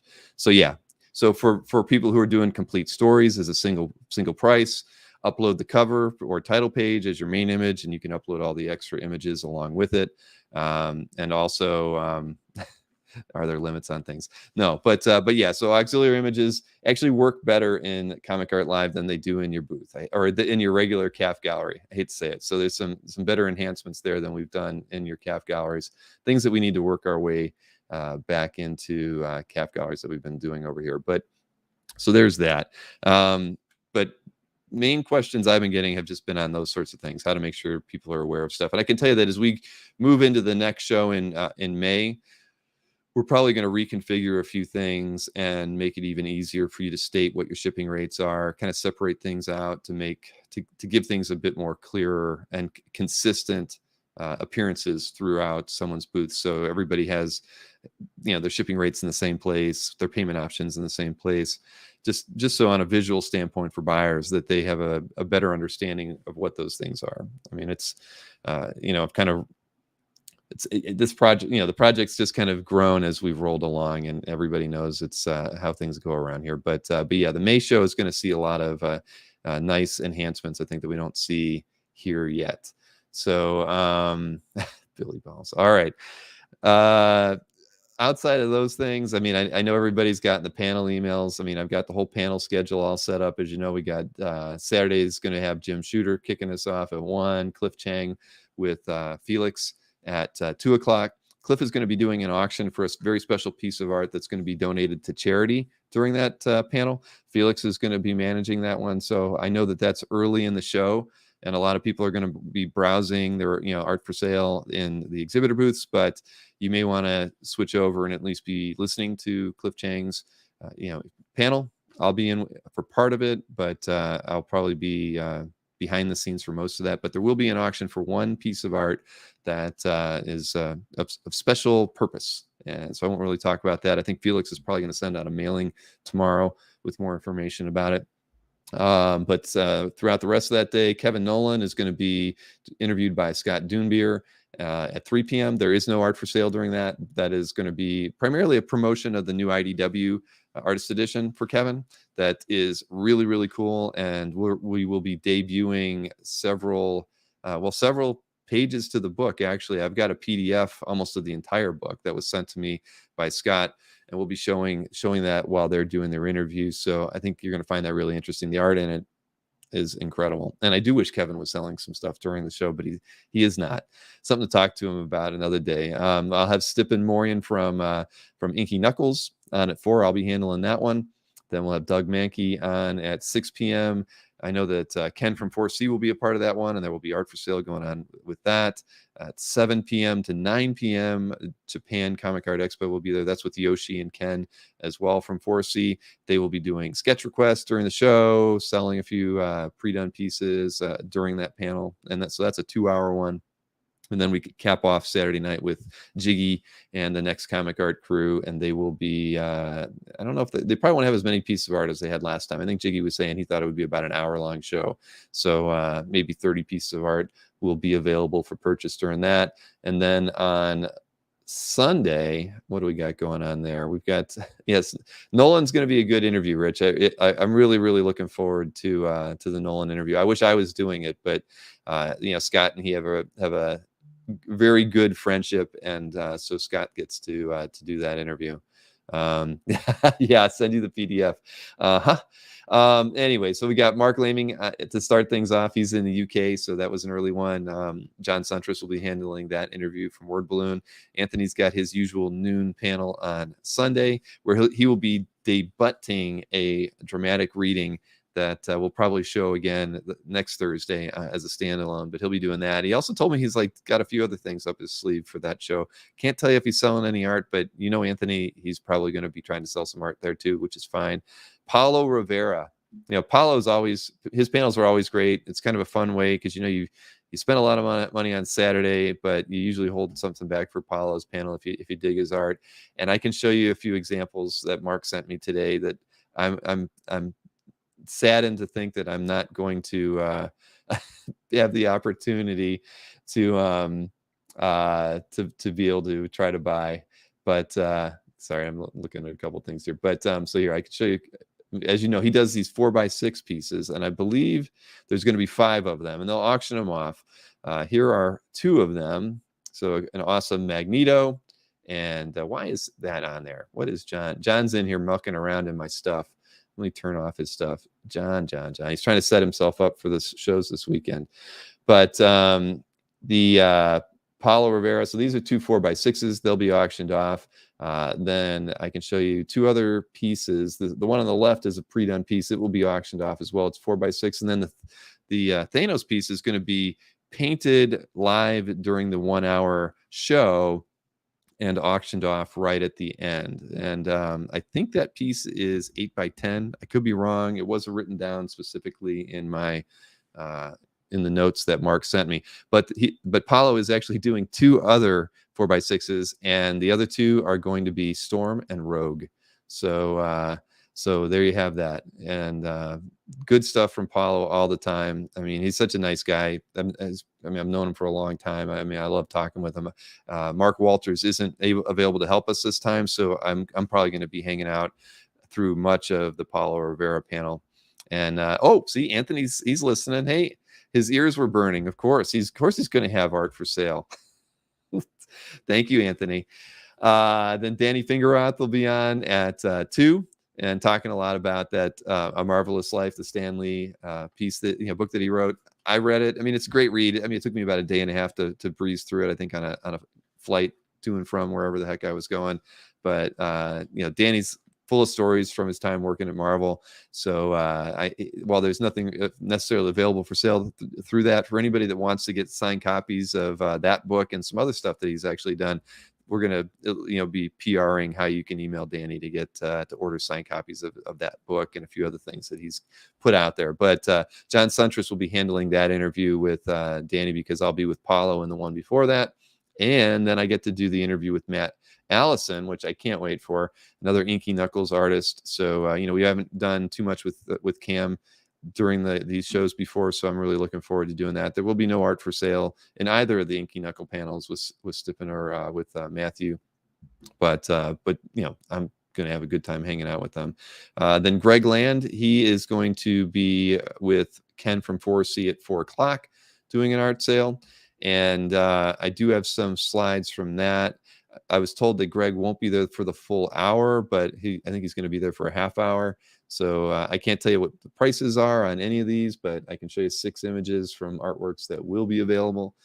Looks like cover 2 Iron Man there, and some Uncanny X-Men art. And what else we got? An Ultimate Power. Can't tell if that's a cover or a title page, maybe. Another Uncanny X-Men homage cover there from Greg Land. And then what was the other pair here? Oh, they're in Avenger. What is that? That's it's a variant. Is that a cover? Looks cool. Doctor Doom and Iron Man on the same piece. And then you got a Kang, I'm guessing, interior page, looking like I can't tell who he's fighting there. Is it Guardians? I don't know. Can't tell who it is, but nice looking sets of art. And these are just some of the pieces that Ken from 4C will be selling during that 4 p.m. panel on Sunday. And then at 5, we've got, let me scroll through there, Franco Aureliani, and good artist, great writer, and a funny guy. And he will be interviewed by John. And I left a couple hours in between there because I do have a few other people who haven't gotten back to me. So I've left the 6 and 7 o'clock hours open for now.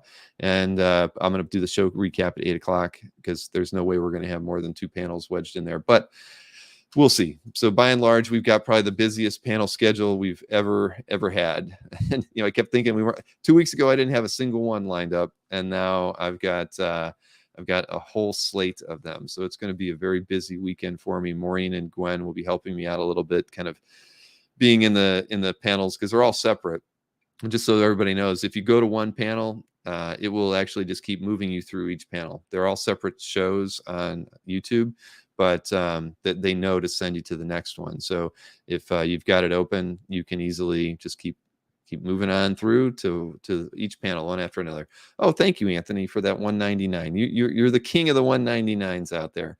Thank you, Tarika. I mean, like I say, it's always fun to see how these things get pulled together. And if I really tried, I'd be because I usually just kind of come at it at the last minute and be like, can you help me over here? Can you help me over there? And I'm always surprised by what we end up pulling together. So again, this is going to be a really good show.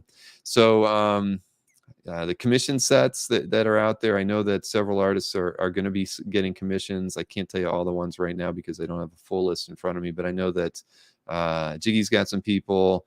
The Yoshi's got several people taking commissions. Mark Hay from Splash Page has several artists taking commissions, and then I think Andy and Veronica Fish are taking commissions, a few like they always do, and then there are a few other artists as well that have reached out to me today that are going to be setting up booths in Artist Alley that are looking to take commissions as well. So since I'm talking about all that, I'll go ahead and just do the booth preview. I saw Stanley asked if there was going to be a booth preview, and I did get some art to show from one exhibitor, Mr. Matt Kennedy. I will show them last after I run through the full list here. But so yeah, I asked any exhibitors today, I'm probably still getting them, to send me some announcements that I can read off, so you know a little bit about what each exhibitor is bringing. So Gregory Miller is bringing, I'll just read it off. Gregory Miller of Disney Plus's Loki, Meta Apocalypse. I'm having a bad night. I need more Coke. And Netflix, the Midnight Gospel, will be selling all new original artwork, never before seen. Thank you, Gregory. Shannon Weathers, collector Shannon Weathers, just saw at Baltimore, says that he will have art from Brian Bolland, Brian Hitch, Pia Guerra, Jock, and Howard Chaykin in his booth.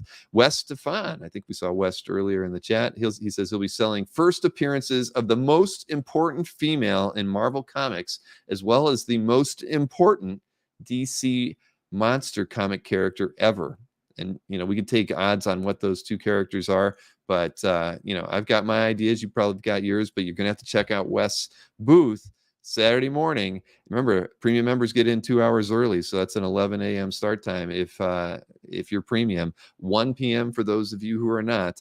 Check out Wes' booth to see who those two possible characters are. The most important female in Marvel Comics and the most important DC monster comic character ever. Next up, Sean Cohea, Cohea. His booth, I think, is actually called Sean's Super Duper Sweet Comic Art Booth. It's taken now. I can't do it. Sean's Super Duper Sweet Comic Art Booth will have pages for sale ranging from commissions to Marvel sequential pages to image sequential pages to even a couple recreations. Several pieces will feature everyone's favorite neighborhood wall crawler. Among my booth's main attractions will include a few pages from Jeff Lemire's upcoming television project, Essex County, and a double-page spread from Scotty Young's Rocket and Groot by Felipe Andrade. And then we've got Brian and Brendan Frame. They'll be taking commissions all weekend, and their commission list is open. Turnaround times are always between 1 and 2 weeks. So Brendan and Brian have supported the site for a long time, so definitely check out their booth. Jim Warden from Distinctive Original Art let me know that he will have several pieces by John Byrne, including pages from X-Men Elsewhere, John Byrne's Next Men, and a couple of 1980s vintage pieces. I can't imagine what those are. I guess I have the power to go look, but I don't think I'm going to have the time. He says he will also have multiple affordable Matt Wagner independent comic book covers from the 1980s, as well as covers and pages from Matt's more recent work. Well, shoot, now I feel like I'm compelled to go look if I can stay up late tonight. At any rate, Jim Warden's going to have a great set there. So next up, Greg Teagues. First time selling on Comic Art Live, he wanted us to know. Feel free to check out his kind of humongous 18 by 24 John Byrne DC Marvel Heroes and Villains art for sale, along with Perez, Delato, Booth, Liefeld, Anacleto, Marino, Rabich, Greatness, and many others. He says he'll be looking for some great art himself. Let's have some fun and buy some great art. See at his booth, comic published art, commissions, and sketches by Greg. Milos K's booth will be selling 48 original Tim Vigil sketches on behalf of the artist. Of course, Tim Vigil is best known as the co-creator of Faust, Love of the Damned, and is known for his work in the horror erotic genre. Yes, we do know that. We've seen a lot of Tim's work out there, and he is one hell of an inker. I will give him that. Other titles he has worked on include Grips, Broken Halo, Gunfighters in Hell, Gothic Knights, and Web Witch. Then Matt Kennedy. Matt Kennedy, of course, from Pop Sequentialism, has entered into an exclusive artist representation deal with indie comic artists Cillian Cubstead, Archangel Aurora, and Joseph Arnold, a.k.a. Bladen Hunter, who illustrated the Thin Blue Line, Extropy, and Entropy. He will be debuting some key published pages from both artists at Comic Art Live this weekend. And I do have 2 images I'm allowed to show here. So there is some examples from both artists that Matt is now repping. Matt, congratulations, man. I know you're, with the recent move to Vegas and everything, trying to figure things out. You haven't got the gallery open yet, but you're moving right along, getting other things going on. And I'm always interested in what you got working on. So, hit me up with press releases throughout throughout the show, but also after the show, so I can keep everybody updated on what you're working on and whom you're working with. So let's see. After that one, I can hide that slide. I got a couple more in here. Oh, just Annabelle from Kirby's Comic Art. She's bringing some new artwork available to the market that she has not put out there on her website. I don't know what it is yet. We just chatted briefly, and Annabelle didn't participate in the show in the spring, so she's kind of coming back to do a little bit with us. I don't have any panels with her crew, unfortunately. Mark Hay, of course, is bringing some new art and commission opportunities with most of his artists, and then, as I mentioned earlier, the Japan Comic Expo will have commission opportunities and new art. So there's the booth. That's the booth preview that I can give you from everything that I've gotten. But I should tell everybody. I mentioned it the other night, and I know other people have asked about it, about the sketch event that we're having tomorrow night. There were a couple spaces still available, and I never took the form down. So I've been continuing to get sketch shop signups, like 2 a day. I mean, I literally got one right before the show. So there are still a couple of slots available. So for those of you who were interested, wanted to get something, I'll just throw it in the chat. I mean, I'll probably be able to take them up until about noon tomorrow, but I have to get the final lists out to to the few artists who had extra slots available. So that link is on there if anybody wants to do it. But after noon, I swear I'm going to turn that page off and not take any more sketch opportunities, because we're somewhere between 90 and 100 that we filled. My goal was to hit 100. So everybody's really happy with the list fulfillment. I've actually seen some of the examples. I could show a couple. I probably shouldn't, right? Because I know I got one that I know is for Alberto. So I didn't see Alberto in the chat tonight. I haven't been paying enough attention to it either. But yeah, there's I got one of Alberto's cap pieces. Yeah, it's mystery, Matt. It's just assigned as so Mike Allen wants me to show. Okay, I can show you. I'll show you the one. I'll show you the one that was for Alberto. At least I think it's got to be Alberto. I didn't go back and check the spreadsheet that I'd sent to Tatiana. Where was it? This was from artist Nur Levy. Did this, and it looks even bigger than 9x12, right? We told him 9x12, and I mean the dimensions on that piece, at least from the proportions, make it look more like he did it on an 11x17. But Nur does a lot of stuff with a super detail, and so he's put a lot of work into this one. And if I don't think it's 9x12. Tatiana didn't tell me. If she's in the audience, maybe she can she'll let me know. But at any rate, very nice piece. And so that would be an example. And we've shown a lot of examples of what the sketches look like from last time. The artists really outdid themselves, I think, by and large. And I think we're still going to see a similar thing this time around. Tight pulp, yeah, exactly. Very nice. As Tariq just mentioned, Nur is a remarkable artist. I agree. I do agree. So that's one. I didn't make slides of the couple other ones I got. There was a cat bus somebody had asked for that Nur actually did as well. But I didn't make a slide for it. I didn't have time. So it was just kind of cool to get to see a few pieces. So, but for those of you who bought some, of course, you will be able to see them. Many of them being drawn tomorrow night, beginning at 9 o'clock. We'll do a 9 to 11 show with the sketch event tomorrow. Which kind of kicks off the show, of course. Second time we're doing it, but it'll be fun. I hope to have, I hope they all can join me. Ken, Tatiana, Mark, and Jiggy, all at the same time to kind of start it, so I can just thank them for their participation in it before we turn it over to the artists, and I'll hang out with them. So yeah, very I'm excited, but I think these comic art lives are always nerve-wracking leading up to it. Maureen still has some programming she's working out, but but by and large, we're pretty locked in with how things are set this time around. So feel pretty good about it. We're still trying, and the thing we're trying to wrap up is that feedback system that I think we should be able to have in place. But it's something that doesn't actually kick in until the show is over. Even though you're marking things as sold and whatnot as an exhibitor, the feedback system really isn't needed until Monday. But I still want to have it all done tomorrow.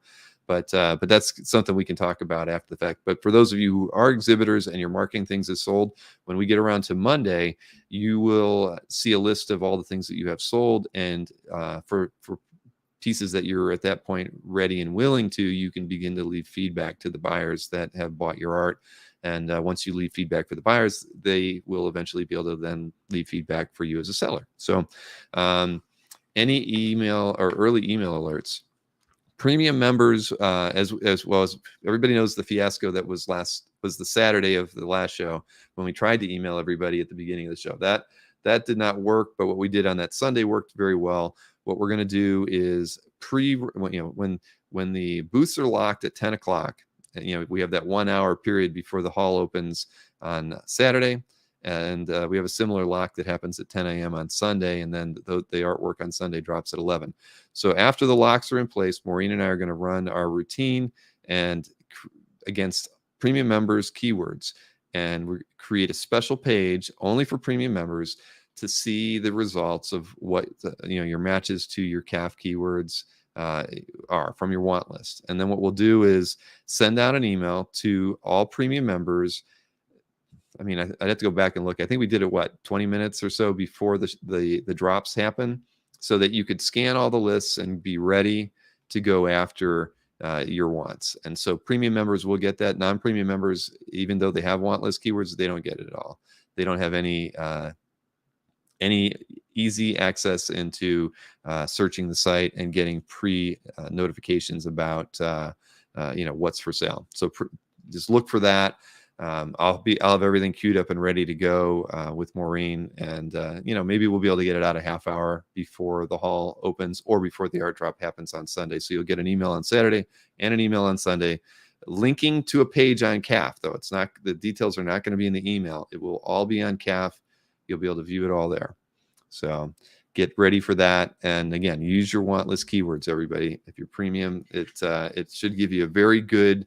It's like creating your own show tab for the day, and it gives you a checklist of places to go. So I think I've actually hit all the main things there. I didn't see any other questions come in about about anything related to Comic Art Live. I'm sure I'm going to get a lot.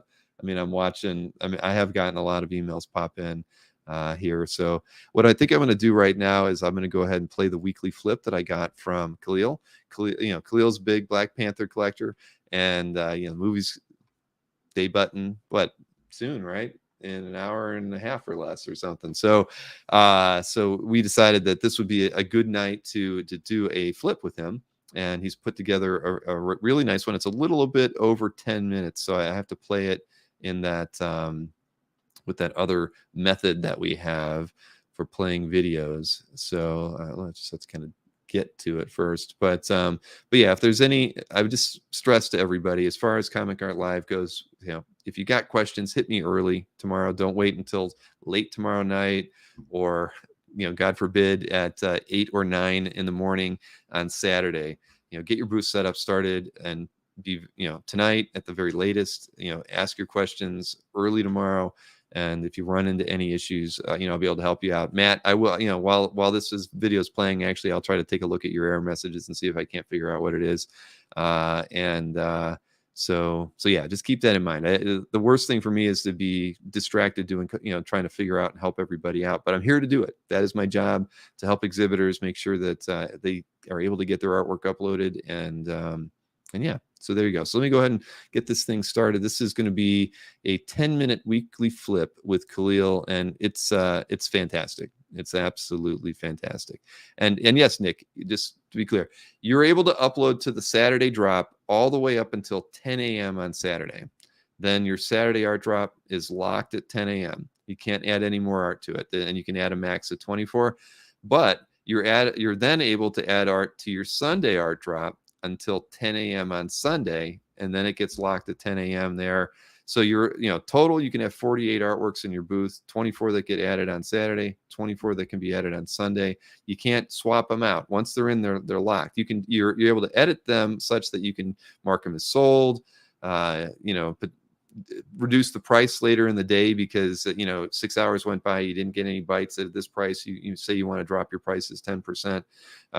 So you can edit the pieces, but they're locked in such a way that you can't sell a piece, take it out, and put a new piece in there. You're only able to bring the 48 that you're coming with. Every seller should always remember that your booth links to your classifieds too.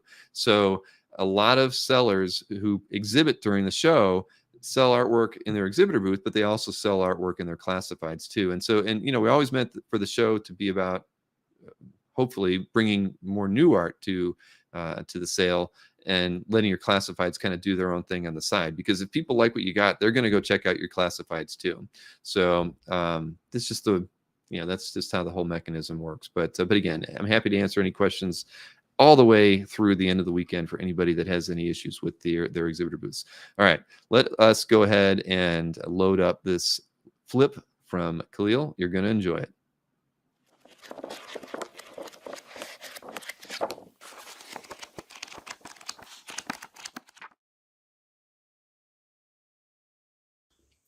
Hey everybody, hope everyone's having a good night.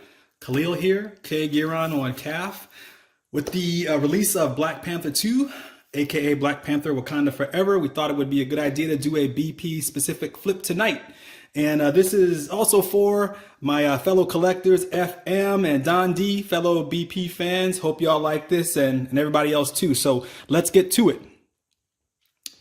Starting with some non-published work. This is a commission by DK Ruan of a character named Azari, who's the son of Black Panther and Storm, showed up in a made-for-TV animated film. Love the name so much, actually named my son after him. So you can see the mix of the two characters there with that kind of electrified Panther up top. Here we've got John Lucas, a gift from Wonder Effing Woman. And we got Claw, White Gorilla, nice battle scene. On the right here, we have Aranga Devasarendra doing his silhouette thing. Love that one. Here we've got Brett Booth on the left and on the right. He had this piece at a con I picked up in pencil. And on the right, this was the first time I had an inker actually ink a blue line printout. So this is Matt Banning, aka Bat. On the left here, we have one of my earliest commissions by Carlos Dianda. Great crouching panther against that gray background.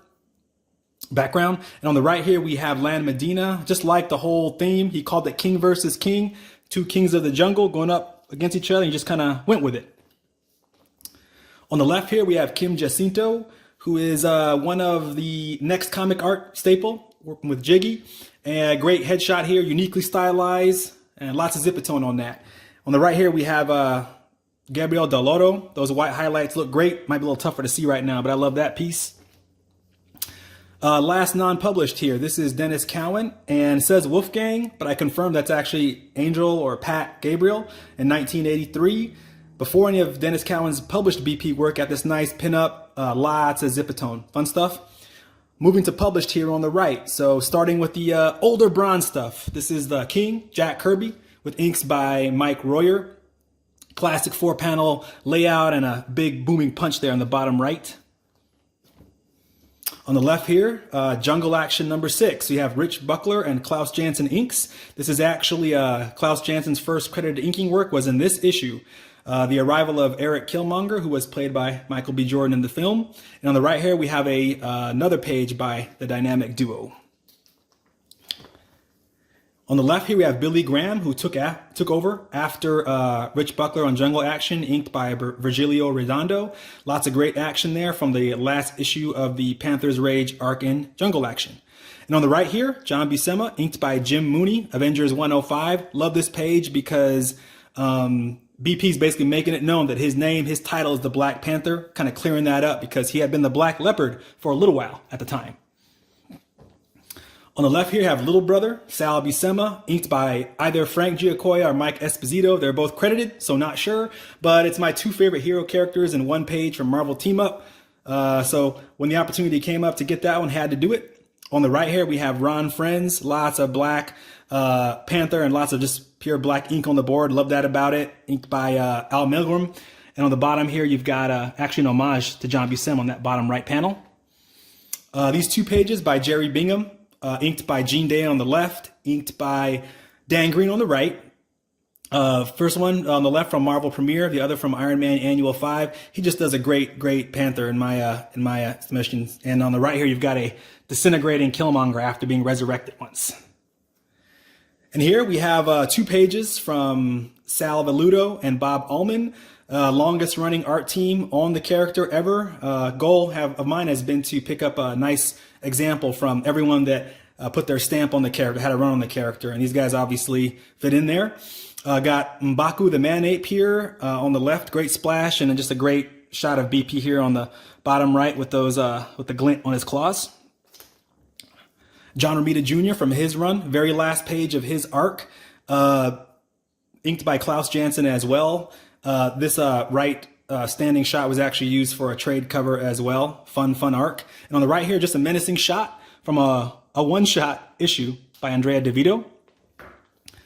Left here, Paul Pelletier, inked by Rick Magyar from a fun time in FF history where BP and Storm actually replaced Reed and Sue, and there's a little bit tough conversation between him and the Surfer there. And on the right here, Dennis Cowan, inked by Tom Palmer in that newer scratchy style. I actually picked this up from Dennis during one of Bill's claim shows. On the left here, Scott Eaton, inked by Andy Lanning. A nice BP with the Dora Milaje and Doom on the bottom. This page reminds me I need to pick up some more pieces with these guys in it. Love the way they play on each other. Two royal guys. On the right here, Kenneth Rocafort from Ultimates. Love that story. This is just a great shot of BP here on the bottom right in pencil. You see those other Panthers flanking him. Stylized look, feline look. Over here on the left, Avengers #1. This is Ed McGuinness and Mark Morales. You got BP and Storm and doing some, and Doctor Strange doing some investigating. On the right here, we have David Marquez from Avengers, and you have the Avengers Trinity up there in the second panel, letting BP know they want him to be the Avengers chairperson. 2 pages by German Peralta. Become a big fan of his. Love his ink wash style. You can see throughout these 2 pages. Great Storm headshot, and love the way T'Challa's mask comes over in that Kirby Tech transistory kind of way. Here we got Javier Garron from his Avengers work. Nice action, multiple figures to convey movement with a great kicking shot here. BP kicking Khonshu. And on the right here, I have a splash page from Avengers Mech Strike, which is an out of continuity story. And you see BP as a Herald of Galactus here. So pretty cool seeing his figure intermixed with all the cosmos. Okay, transitioning to pinup, then to covers here. So this is Pepe Larraz on the left in a promo image that he did for the Avengers run by Jason Aaron and Ed McGuinness. I love his work. Most of it's digital, so I'm happy to have this. I picked it up from David here. Thank you, David. Dale Keown cover, Black Panther #1 variant. Nice musculature, tonal work there. Here, Black Panther #5 cover by Terry Dodson and Rachel Dodson. BP on a bike. Just love all the stark deep blacks there. And on the right, some fun here by Scotty Young. Playful BP kitten there. And on the left, we have J. Scott Campbell. We have Black Panther and Storm. I love when those two were paired up, when they were together. It's a powerful couple, to say the least. And you have Shuri here. And this issue, BP5 from this volume, is actually the first time that Shuri actually dons the Black Panther costume, becomes Black Panther. On the right here, another Storm Black Panther shot by Josh Cassera. Just love his work. Powerful image there. All right, on the left here we got Phil Jimenez. It was a Hulk variant, but it was that time where there was a 50th anniversary of Black Panther. So he did a variant, got BP and Storm again, looking very, very regal with some other imagery around them. And on the right here we got Wilfredo Torres, a cover he did from his run on Black Panther. And you've got a lot of characters here that were involved in the story at that time. All right, these are 2 pages or 2 covers from Black Panther Agents of Wakanda. This on the left here from issue 2 by Jorge Molina. Just love all the tones here, and he's really getting to show out with all the different textures on those characters. And on the right here we have Humberto Ramos, one of the first artists I was collecting art from, so love this here. I was happy to have a BP from him. And I actually posted this piece a couple years ago when Chadwick Boseman had passed away. Rest in peace and power. Left here, Corey Smith, variant from Taskmaster. He's got BP powered up in the middle, basically breaking apart Taskmaster's mouth. It's pretty cool to check out. You see teeth around. Corey Smith's good. And on the right here, we have Jason Pearson from maybe my favorite BP story, a Secret Invasion tie-in. This is the cover to the, I think, second of the 3. And just love all the blacks here. My very first cover pickup, actually, versus a version of a Super Skrull there. On the left here, Tom Rainey. We have BP versus the Winter Soldier in a cover for a book tied to the Cap Civil War, promoted by Pop Secret Popcorn. And on the right here, we have John Cassaday with Black Panther versus Captain America. But this is Black Panther from way back when. So Azuri, the grandfather of BP, versus Cap before he was in an ice block. And then lastly here, Mike Diodato, we have a Black Panther number 12 cover, him and Eric Brooks, aka Blade, brothers in arms. So that's 48 pieces. Cheating a little bit by taking 2 that are not in the portfolio, but wanted to share to get to 50. So here we have a cover by Simona Bianchi. Great cover, Spider-Man and Black Panther, my 2 favorite hero characters. I'll get this framed at some point, picked up from good buddy James. And then lastly, recent pickup from Heroes Con. This is a Black Panther number 1 cover by Brian Stelfreeze. Oh, just awesome. Got the back here, got the print here. It was great talking with Brian when picking up this piece. Very, very fortunate to have done it. And I was jumping for joy literally when I did. All right, guys, thanks. Appreciate y'all looking. Any questions? If you want to reach out about BP, let me know on CAF.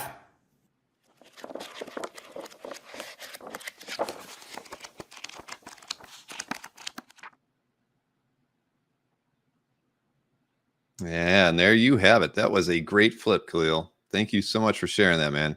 It was amazing. Just like George Hodge just said, great flip. No, that was one heck of a flip, and well done. I know that Khalil went out and actually got a nice rig to have his phone set up on it to record it, and he did a fantastic job on it. I mean, I need to get a rig like that. So thank you, Khalil, for doing it. And yeah, I'll have it posted to the channel. I can't promise when. It's probably going to be like Monday or something after we get through this whole weekend. So, hey, Khalil, glad you're there. Yes. And I'm sorry I wasn't. There were so many great comments coming in, but I literally was trying to do some tech support for some people while it was going on. So I apologize for not highlighting all those awesome comments, but thank you again. Now, absolutely fun. So, we're already almost into 2 hours here. Let me go do a quick review of the schedule because it's a really brief review of the schedule. So let me just show you. Chat schedule wise, haven't changed anything on here. Got the hot preview next Monday. Bob McLeod will be with me, not selling art, just a straight up artist interview with, to me, a legend. I love Bob's work, and he's worked with so many incredibly talented people over the years. I'm looking forward to just chatting with him. He's one of my favorite guys, in all of comics. Next Tuesday, How Recap will be done the following Tuesday after that. And then I'll be doing a Comic Connect preview with Micah on a Tuesday in December. Sales show wise, a couple things. One thing has changed. We had Cowan and Sienkiewicz, and we had them originally on December 3rd. But apparently Dennis is out for like 2 weeks beginning earlier that week or something like that. So we have moved it up to the weekend, and that's a Thanksgiving weekend, everybody. So I know it's going to be tough. Saturday at 2. 11:26, but like I said, I've seen the art now. I don't know what the prices are, but I've seen the art, and while I wanted stuff throughout their whole time together, it's really it's more recent stuff. But believe it or not, there was I don't know if it's a cover or something, Khalil, but there was a Black Panther striking image in there from it, and if it wasn't a cover, I'd be darned to think it would have to be a title page or maybe an end page, but it was spectacular. That's the only tease I'll give you from what I got from them. So I'm supposed to get their suggested price list next weekend or this weekend sometime, and then I'll get back with them on that. So that's it. That's the big one. 11/26 with them, then Howard Chaykin on the 10th, and then I can tell you we had some emails today with Bart Sears, and what we've decided to do is Bart's going to do a quarterly show, and he's kind of like, he's done a few of these now. He did one with me, and he did another one, I think, kind of on his own. And what he's going to do is actually do more custom pieces for the shows but also bring some of his older work with him too, but a focus on maybe one cover recreation a show, and then some just a lot of, I guess, more similar to what we do with Howard Chaykin, because he brings all new stuff, things that he's drawn just for it. So Bart wants to do that, and he actually wants to do them with having a portion of the proceeds go to the Hero Initiative as well. So, when he mentioned that, and he was emailing with Jim and I about it, we both said, sounds fantastic. Let's set the first one up, mid to late January. So I'm looking forward to getting to spend more time with Bart, because I had a great interview with him.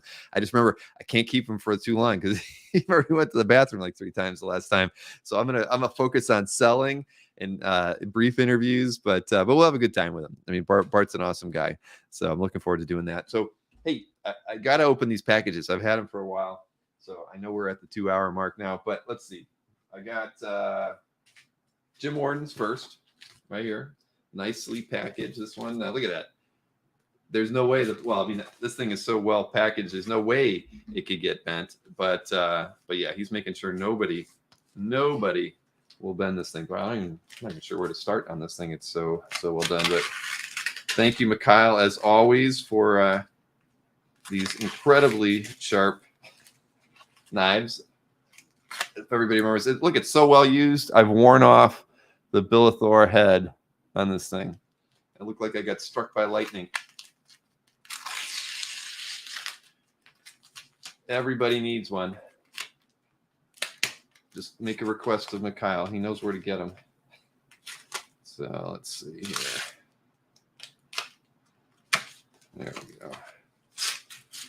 Then I also have a package from Anthony to open after this one.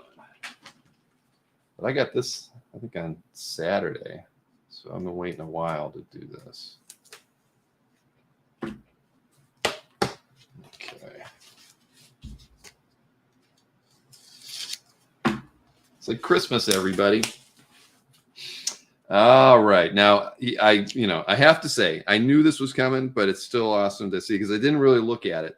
When I ran into Jim at Baltimore, and we only got to talk briefly, but another person I'd never met in person before. I've emailed with him for, it feels like 20 years. And we've talked a lot. I've had him on the show a few times. We did that art drop reveal, with of art that he got, Grendel stuff, like midsummer or so. But I guess one of our chats in the green room, I told him I always wanted something by Richard Corbin, and that I just hadn't found the right piece yet. So he came up and he found a piece by Richard Corbin, and thankfully it's Marvel too. It is from Ghost Rider. I don't know if it's in a bag, so I'll kind of get it here without getting too much reflection on it. So I didn't read the issue, but that's straight Corbin to me. So Mr. Warden, thank you so much. This thing is awesome. And now I can say I've got a Richard Corbin in my collection. So it's because it's page 20 from whatever story it's from. So now I'm gonna have to find the book. I'm gonna have to find the book. But thank you so much, Jim. This is amazing. No, I love it. Thank you. Oh, and here is Anthony's package. He didn't write anything, don't bend on it, but he's got some fragile stamps on there, so he's letting the postal carrier know that not to bend it. Let's see.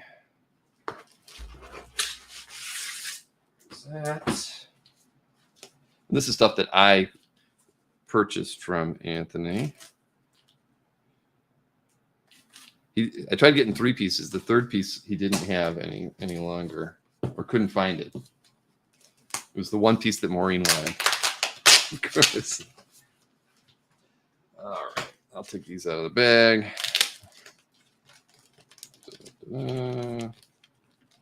These are more just kind of for fun. This was a John Romita Jr. Colossus, and I like his pencil stuff. And so I got an X-Men piece. I think I have a Punisher piece that I got about a year ago. So now I feel like I can probably part with the Punisher piece and replace it with this Colossus. So I'm very happy to add that to my collection. And then this piece, I just stumbled on it on Anthony's site. Everybody knows I really do like 2000 AD stuff. And I have no idea. I don't think it had a whole lot of details on it on Anthony's site. Maybe I have to go back and look at it. But this was by David Roach. So no Judge Dredd on it. But I think it was like the Lost Tales of, I can't even remember. I'll have to go back and look. But it said, here it says on the back. Lost Cases. Collaborators, page 5 from July 2009. Just a really nice piece. A nice work of art. As soon as I saw it, I kept going back to it, and I was just kind of surprised. It was, very affordable. There's no Judge Dredd on it, so it's like I can see why people would look it over. But just as a piece of art, I loved it. I love, the character kind of breaking the panel over here. I mean, it's just a really, really well done piece. And I mean, it's an environmental piece, right? It's got the building, it's got the rain. I mean, I'm loving this. I'm going to look at this one for a while after the show. I really like this piece. I don't know. It spoke to me. It spoke to me. So thank you, Anthony, for both of those pieces of art. I did let Maureen know that the piece of art that she wanted was here. I hate minute camera focus back on me. Okay, come on, we're close. There we are. Anyway, thank you, Anthony. Thank you, Mr. Warden. I'm so happy to make the portfolio a little fuller. So, and it's still not focusing. Doggone it. This thing is not even supposed to autofocus, but it does it every time I hold art up to it. Maybe it's this microphone. Who knows?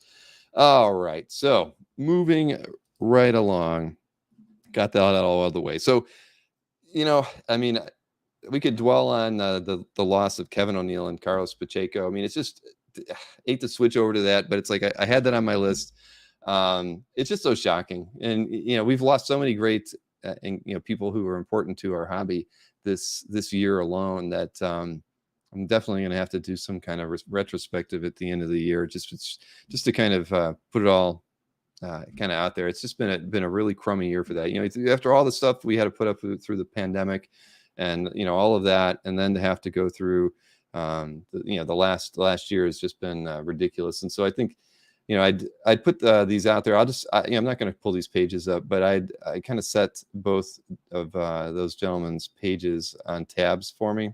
I just thought, maybe I'll put these links out there. You guys who are in the chat, maybe after the show, take a look at both of these guys' artist pages on CAF, and browse through it, look at their artwork, leave some comments. I mean, I could have looked at, Joseph Melchior has that complete League of Extraordinary Gentlemen artwork. There's just so much great stuff out there by both of them. You should, everybody should spend some time. If not tonight, I put the links in there, so bookmark those. Exactly. A memorial at the CAF Award Show. Yeah, I mean, this has just been one hell of a bad year. So, but yeah, the links are there. Please give them a look. Anthony did that where he sold a piece of art and donated. He was going to, I think he's going to do a $300 donation to ALS. Again, Pacheco, passing because of that. It's just absolutely criminal. So,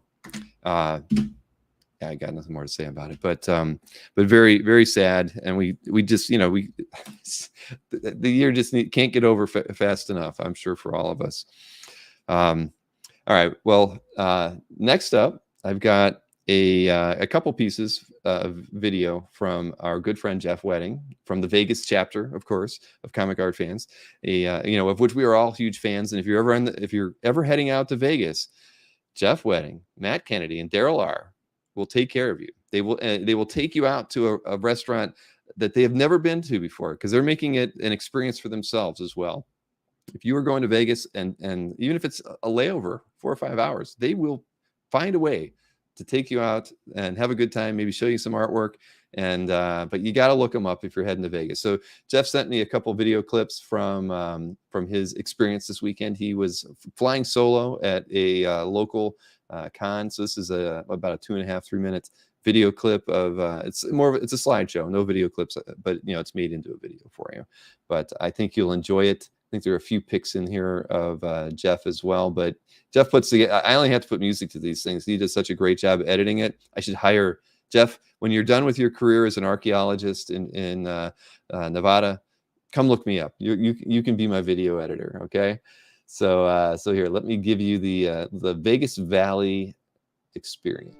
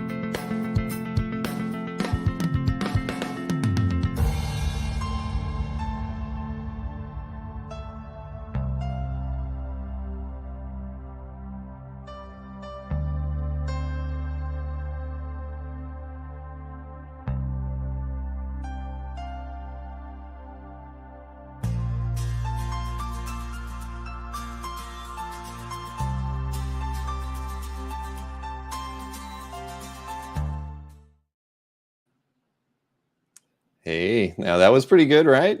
That was that was a very good video set up there. And hey, before I show the next piece, because I bet you're curious how that bat band sounded, right? Well, we have a 1-minute clip that we it's separate from the other one, just in case we end up getting the YouTube police telling us we can't play it because it is a copyrighted song that they did. But we only have a minute. It's only a sample from it. But Matt Kennedy, actually, I get emailed every time the site has an error, and I should have checked that first, Matt, because you did send me those links. And but before I replied, try this for me, Matt.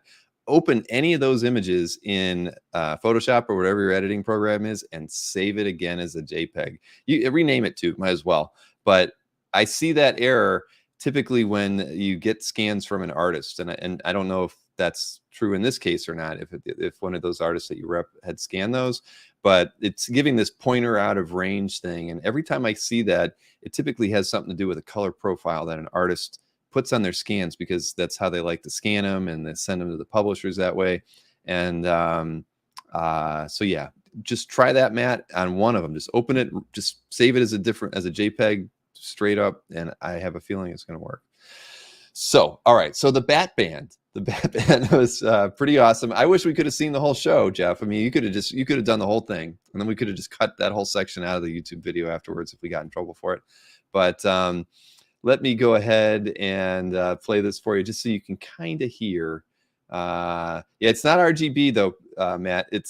I swear to you, if you look in Photoshop, there's this option for adding custom color profiles, and artists use them all the time when they scan.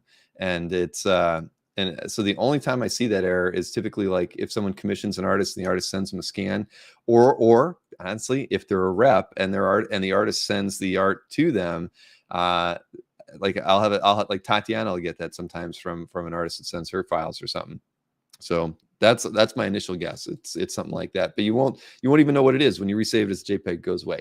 All right, here comes that bat band for everybody. All right, it's just 1 minute. It's incomplete, but it's awesome.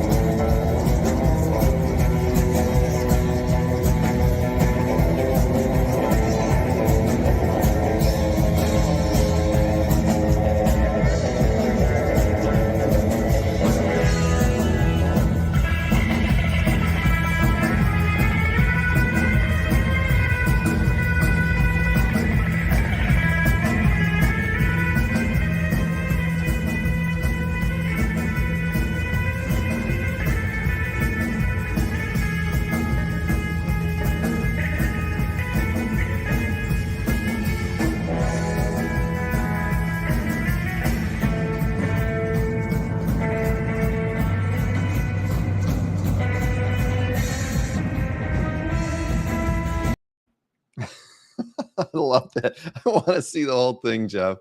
Oh my God, that was too good. That was too good. Thank you for sharing that, Jeff. That was awesome. I love it. Absolutely. Yeah, that made my day when I heard that, because I had no idea what to expect when you were telling me what it was. But yeah, that was good. Very, very good. Let's see here. A couple more things before we get to the CAF update, but we're getting close. We are getting close. So we'll see. I should probably do my hot update, and I'll power through this real quick. You'll know why I like all this art. So let me go ahead and highlight these, and it's easy. I actually ended up picking 12, but they're all good. I couldn't whittle it down to 10. It was one of those kind of days. So let's see here. Get this, get that, and here we are. There it is. All right, let me resize it just a little bit for you. So 12 picks this time from Heritage. We'll go fast. First up, Dave Sim Gerhard, The Trial title page. This is from issue 98. Very nicely done, as of course they can do no wrong together, and this one's just a fantastic piece. Next up, hey, it's Ian Churchill. Everybody knows I've got a thing for Ian Churchill, and Bud LaRosa too. This hey, if you're an X-Men fan, this is a nice page for you. This is from Cable. Come on, you got Jean and Scott. It was a tender moment, but tragic, I'm sure, at the same. I didn't really read it, but then you got a little beast action there in the back. But nice page all around. I like that one. I mean, I'd buy it, but I know some other X-Men fan would outbid me on it, so I'm not even gonna try. Then we've got an Alex Maleev, Batman and Robin. I love well, I don't love Batman and Robin. I love Alex Maleev. How's that? Very nicely done. I just love the way he layers the paint when he does painted pieces. This is just super duper nice. I said it, super duper nice. So good piece there. Now this one, I actually never read G.I. Joe. I know it's probably sacrilegious, but I see this page, this Trimpy and Jack Abel. This page is freaking awesome, and not even because of like the characters. I love this first panel. I love the inside of the plane. I love that third panel. This thing is, I want to own this page. Look at this. This is great. So just nicely done, G.I. Joe. I mean, whew, I love it. That first panel, I'd buy it just for that one. I think it's like they're playing cards. The one guy's sleeping.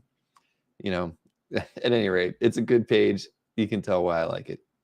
Next up, Rudy Nebris. You got Iron Fist on a Deadly Hands of Kung Fu page. Love the ink wash on this. We've featured Nebris art all the time on here. I mean, his stuff is just phenomenal, and I just like it. This is kind of like a 2/3 splash page, but nicely done. And what was it from? Yeah, Deadly Hands of Kung Fu 19. So, yep, good piece there. Signed in the middle though. We always got to get the artist to sign. Well, look, I guess he didn't have any place else to sign it. I could have signed it up at the top. All right.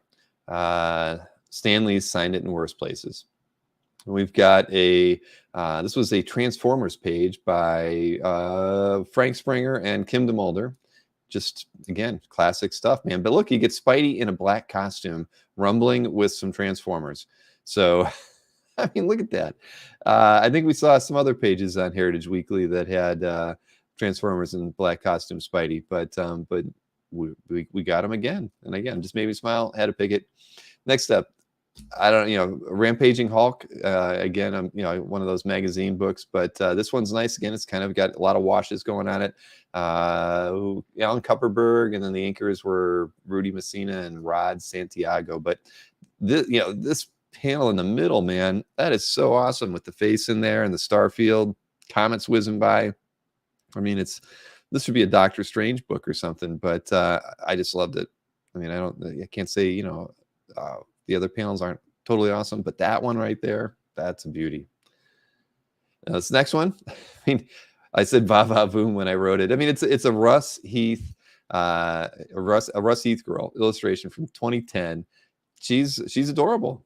She is adorable. It's Russ Heath. I mean, I didn't even notice. Is she like bound or something? I guess I should have said that, but it's a nice piece. It's Russ Heath.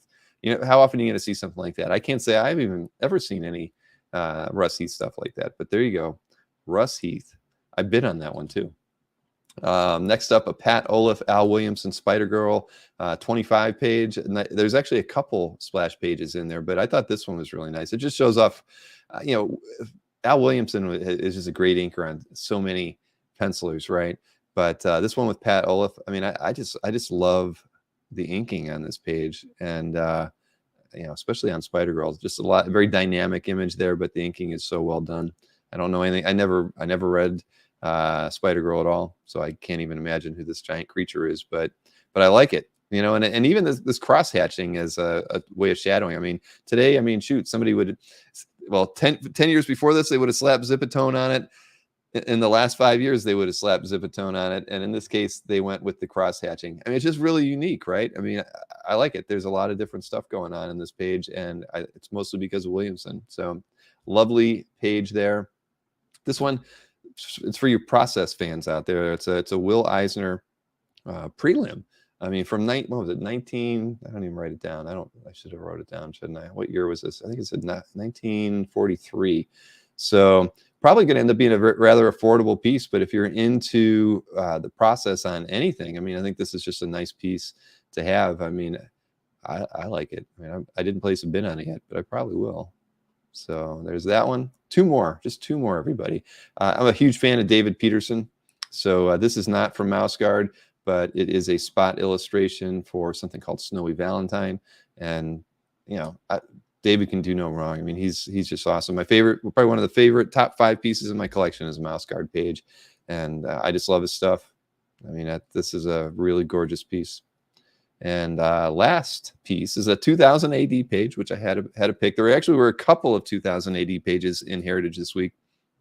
Can't remember what the other one was, but this was by Carl Critchlow, sorry, Carl Critchlow, and just a nice painted page. I love the panel layout. Everything's off kilter and very well painted. Yeah, I just love that. And I love the different tones too, right? You get the blue in the middle of there. I mean, there's lightning or something going on around it that kind of, is an accent for the color there. And then the rest of it's just all the, very earthy tones. I just like the way this page is laid out panel wise, but also the approach to the color as well. So there you go. There's my 12 picks for Heritage this week, not just 10. But that leaves us with, of course, the EXP preview for tomorrow, which is at 7 o'clock with Nick Barucci and the Original Art Experience. Always does a fantastic job. He keeps the audience engaged from 7 to 8, and they love every minute of it. So if you haven't watched Nick on that show, you really gotta, because there's always some good art for sale. There's always good tales being told, because Nick's experience in the hobby is probably at the top of the list as far as his interactions with other with creators from all the years of him working in the publishing arena. So you gotta catch it if you haven't already, and if you're not a subscriber to the EXP, you should definitely do it, because Nick puts on a great show every week, and he appears on a few other shows during the week on that channel too. So just a really worthwhile thing. It's on a Friday evening, 1 hour, not like mine, 3 hours tonight. It's a 1 hour show, and you are done. Polite way to say that you're old. Yep. Well, we're all getting there. We are all getting there, aren't we? So here, let me go ahead and there you go. Well, okay. So see, yeah, that's right. Because Nick does put these out there. I get to replay them. So he does put these previews out there before me. But here, let me go ahead and show the EXP preview right now. Everybody, this Friday, November 11th, there's two big things happening. First and foremost, Black Panther movie is hitting. Second, at 7 o'clock on the Original Art Experience, 7 p.m. Eastern Time, 4 p.m. Pacific, we will have Black Panther and Submariner art. It is going to be huge. This is going to be the biggest art show we've ever had. We are going to have nearly $500,000 worth of historic art. Crazy. Isn't it? That much. That's crazy. I know. So now we have God, I'm like frozen. You're there for that a second. excited. I am. So we have the first appearance and the second appearance of Shuri on the show. Historic. When you think about it, who are the most popular Marvel characters in the last 20 years? You've got Miles Morales and you've got Shuri. So this is going to be great. I mean, look, obviously, the great Chadwick Boseman passed away, but Ryan Coogler and Marvel Studios, from everything we've seen in the trailers, they are really honoring him well. They're bringing back a fantastic cast. They're bringing one of my two favorite Marvel characters in, Submariner. He won't shut up about it. I won't shut up about it. I can't wait. I can't wait. Excited. I can't wait, but she's going Thursday night. So Amy loves to support movies opening night. She loves to support the Don't theater let the theater experience. die. Exactly. Let the theater Me and Rex fight about that all the time. So, but only reason why is because Rex and I, we're of an older generation, and I'll leave it at that. She is definitely of the younger generation, and again, she loves the movie experience. And you know what? We all do. That's what allows these great movies to happen. Going back to the show on Friday at 7 p.m., we have the first appearance of Shuri, Black Panther #2. We have the second appearance of Shuri. Here's the thing.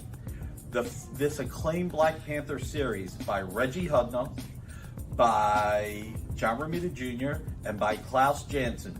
It was used as the basis of the BET animated series in 2010. Plus, when you look at the 2018 Black Panther movie, how much came from these books. So, let's show some of the art. This is the actual first page with Shuri. This is the second page with Shuri. This is the third page with Shuri. This is... Go ahead, Amy. You think I started? That's Claw. That's Claw. Remember him in the Black Panther movie? By the way, Andy Serkis? How do you say? Yes. He was phenomenal. He was hysterical. That was so great. Plus, we'll have some Gil Kane Submariner covers. We'll have a Jim Starlin cover of the Hulk and Submariner with some Kirby Crackle. We will have commission cover art by Ken Hazer of Black Panther. We will have by Joe Del Beato and Mariano Nicieza in homage to John Buscema. We will have an homage to John Romita Sr. Speaking of which, we will also have file copies from John Romita Sr. of some of his comics, graded with certificates. Check it out. These are from his personal collection.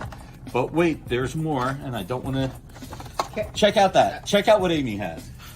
Look at that double-page spread. Check it out. Look at that. Oh my God, that is so gorgeous.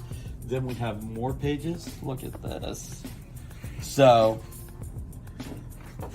Oh my God, this is beautiful. I am going to be sad to see these go. I wonder if this is our longest commercial ever, but for good reason. Because, like you said, it's one of our biggest shows. We'll probably the biggest show we've had to date. It is our biggest show, absolutely. So this Friday, 7 p.m. on the Original Art Experience. Amy, ask the question.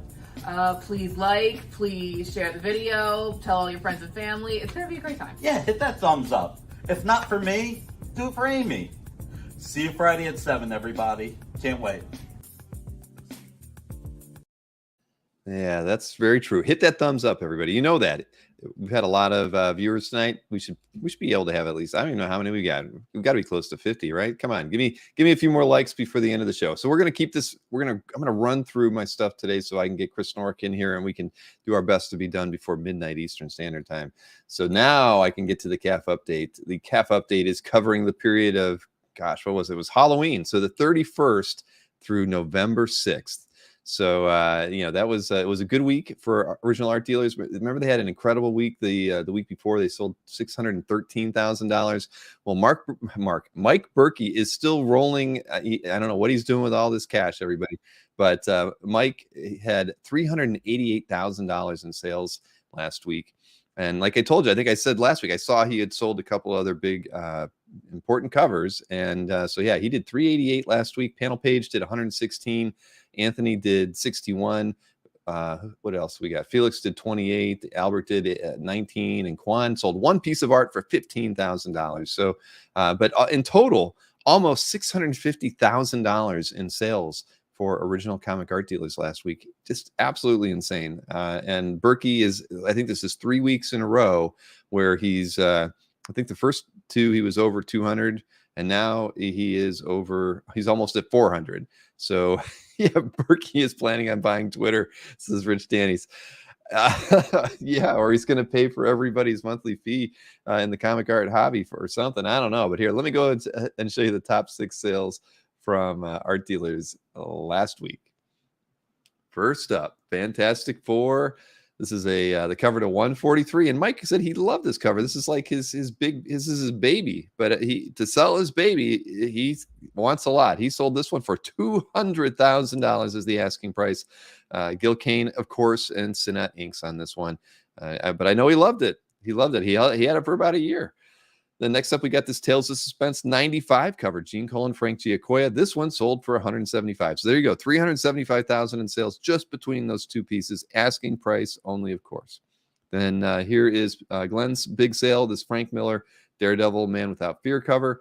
Asking price on this one was $60,000. Sold on Halloween, believe it or not, Sunday night. Then we've got 3 more. This one is Bob Layton and Bob Hall, Avengers 219 cover, asking price $30,000, sold by Glenn as well.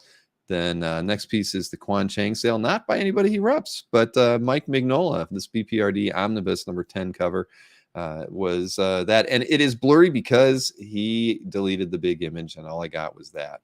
And what else we got here? The final piece, David Finch, Batman number 4 cover, sold by Glenn, $10,000 for that one. That is a long way down. Nobody's coming back from that one. So there you go. Top 6 sales by art dealers. And again, just a phenomenal week, ignited once again by Mr. Berkey. So congrats to him. Yeah, he must be looking to add a wing onto the Romita Mansion or something. So let's go take a look at the auction results. Rather average, 376 the week before this, 321 this time around. So a bit of a drop, but anything in the 300,000s is about average. 321,428 in total. eBay made up 174,000 of that, and Heritage was 146 of the balance. So let's take a look at the top 3 from eBay, and then the top 3 from Heritage. Now, of course, this was the big one that everybody was kind of eyeing, and pretty much fell right in line with where it should. Bill Sienkiewicz, New Mutants number 30 cover, sold for $35,101. And it's a gorgeous one, right? I mean, you don't get a lot. It's a big team shot, but a very memorable cover if you love that series and Bill's work on it. Then you had this Wallywood Thunder Agents page, listed at $44.99, sold for $3,700. And then the third highest piece from eBay was this Marvel 2-in-1 number 6 page, really nice with the Thing and Doctor Strange. But just Chris would have liked to get this one. It's Tosca Esposito, sold for $2,450. And now the top 3 Heritage sales. This was Mike Grell, Vince Coletta, all new collector's edition, and this one sold for $13,200. Next up is a Jack Kirby Chick Stone Fantastic Four 34 page. This one sold for $12,000. That last panel is awesome. And finally, this is from Nova. Page 1 splash. I actually don't have a note for what issue it was, though. Darn it. But this is Sal Buscema, Frank Giacoya, sold for $10,200. Wonder why I don't have didn't write that down. It's a title page. So that's as good as we get, I guess. All right. Well, Mr. Snork's in the green room, and let me get him in the show here. Hey, Chris, how's it going, man? I'm good, dude. How are you? I'm doing really well. Sorry it took us as long as it did tonight, but Hey, here we are. We can power through these tonight. And that was a big week too. I'll tell you, there was a lot of great art added last week. I could easily stuck with 20. I was actually very excited to kind of like show that one list that I looked through, because it was like every piece on that list I could have picked. Because I mean, usually I'll scroll through and it's like more of like a 50%er, but no, there was so many great pieces, and I picked a bunch of color ones too. That when I was looking at it, I was like, I got to find a common theme or close to common theme on what I was choosing, and color pieces was what I focused on. Okay. So I think 7 out of 10. I could have done like 10 pieces from the first 2 days of the week last week. Mm-hmm. Yeah, right. It was crazy. I have not seen anything quite like that. I mean, it was a great week for our new artworks added to CAF. So let me go ahead and pull up your top 10 here. Well, top 10. It's hard to call it a top 10. These are your 10 picks. 10 picks, yeah.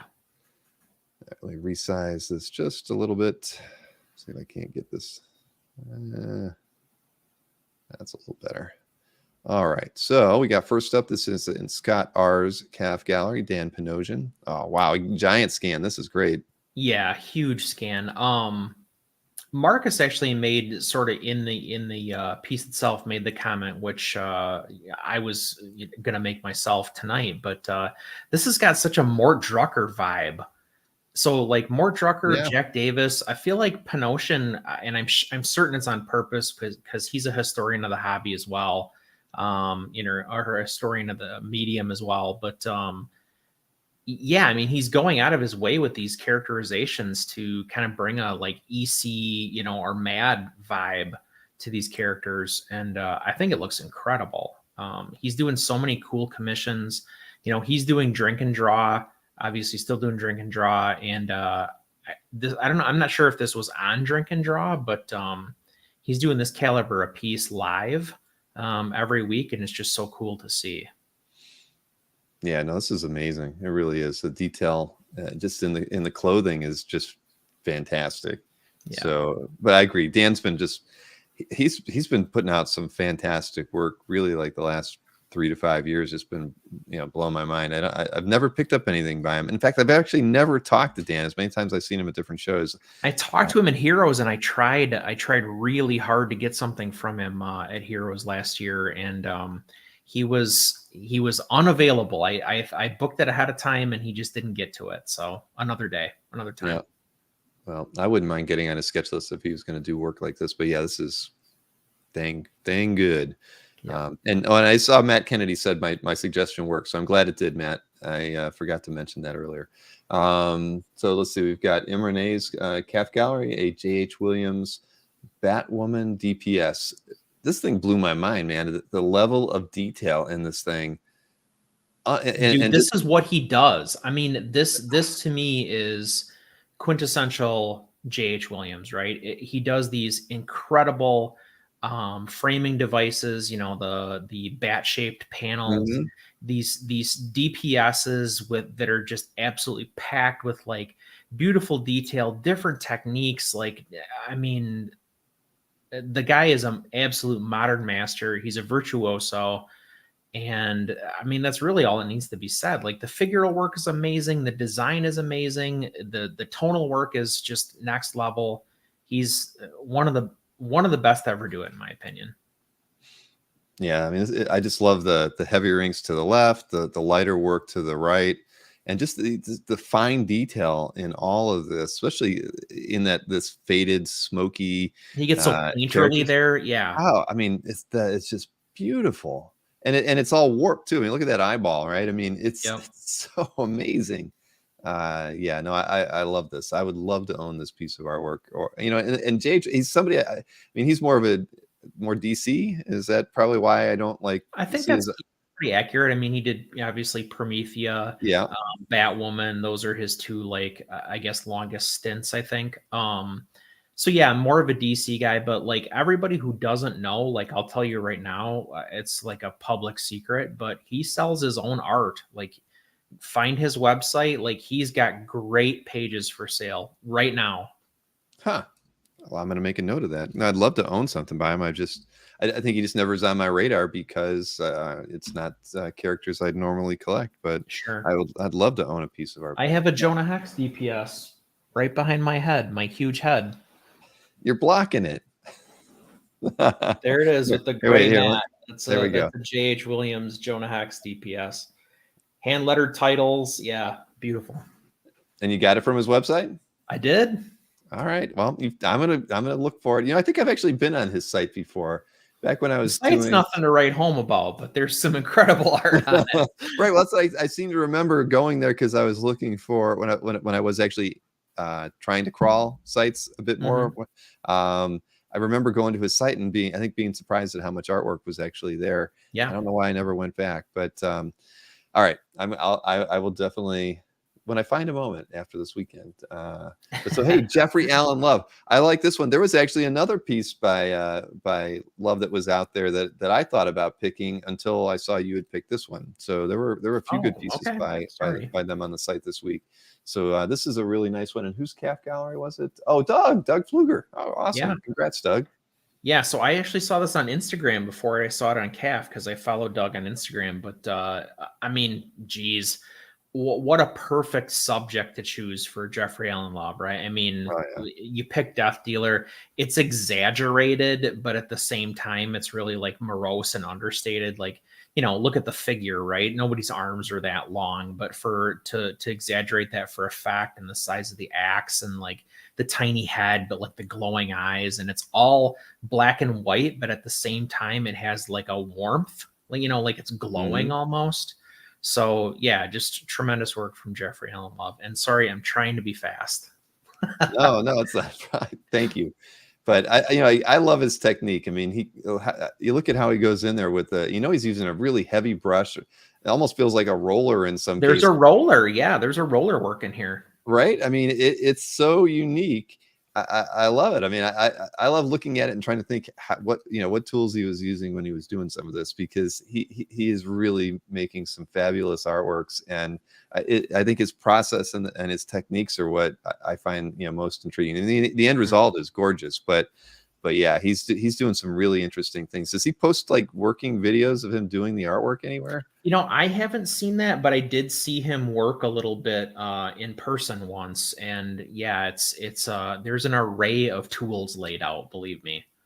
I think the other thing that's cool about this is that like he is able to do things that like you wouldn't necessarily expect with subjects that like you would think, well, in his style, I'm not sure. And then like he just makes them work and he stays true to what he does.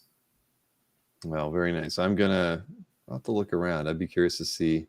But yeah, his stuff is incredible. And I think this was the other piece I liked. It was just as a Dark Knight kind of image. It just, Yeah, I love it. All right, next up, this is in Leonardo Simone's calf gallery. Oh, Magnus. Yeah, this was a nice piece. very cool. And I think I'm not 100% sure, but I think the stuff on the right, like the space battle, may be a stat. Obviously, Okay. he illustrated it at one point, but Yeah. I loved the sort of paperback novel approach to this, and the fact that like you could see it being like front cover, back cover, like that kind of thing was really cool as far as the layout and the design is concerned. But somebody recently, I guess when we were talking about European art, brought up Magnus in the chat, and it's hard week in, week out, right? Because we're talking about newly added art, but it's tough to find something for Magnus that isn't adult. Right. So this popped up and I was like, I'm picking this for sure because, Magnus he's not to be missed. No, I mean, it's good. I completely agree with you. I've seen it. There's a lot of, I love his work, but usually can't pick it because of the subject matter. So no, this is a good one. Stat or no stat on this one. I'll have to read but still, no, great pick. Thank you. Thank you. Let's see. Yeah, Leonardo Simone. Member since 2010. Huh. I'm going to have to check out their calf gallery. I'll leave that one open for later. All right. So this is in Claus of V's calf gallery. You pronounce that one. Merwin Chabane? Chabane, yeah. Right. Not sure, but I've actually seen a couple things from this artist recently, between calf and Instagram both. But it's a fun piece, obviously a Dragon Ball character, Bulma, and like the capsule motorcycle. So like, I love how clean this is. I love how like friendly looking it is, but I really like, strangely enough, the palette. I think the palette is maybe the coolest thing about this. The flat green tone, the brown tone, the like French gray on the pants, I think is so cool. And I don't know, it's just a nice, like neat, tightly rendered piece with some color. Yeah, I'm with you on that one. And for me, it was the palette too. I don't know. There's something about, I don't know. This is kind of a military-ish kind of color palette. Yeah. But I liked it, and it's in its simplicity, and I love the work on here. I mean, I think it's just fun. I mean, very, very soft. If it's inking or if that's pencil, I can't really tell. All that's the medium. That's all that we're seeing through the paint. But it's a really nice piece. So hints of a lot of different artists in here, but definitely a unique style and somebody I'm not familiar with either. So I'm gonna do some searching on that artist after we're done here too. All right, so we got Jared Mikulski's calf, and it's a Kevin Nolan, Dave Taylor piece. Okay, yeah. I mean, Kevin Nolan is he's the be all end all in my mind. Like he's the cat's pajamas. So pretty much any character that Kevin Nolan gets his hands on, like I want to see it. And uniquely paired with Dave Taylor in this case, I think that's great. Like Dave doing layouts and then Nolan doing finishes. But I loved the story that the collector put with the piece. Like it was something that he had been after for quite a while. And me recently scoring something that I've been after for a long while, kind of like tugged at the heartstrings a little bit, but love the architecture, love the composition, the inks on the cape. It's just, this is ideal in my mind.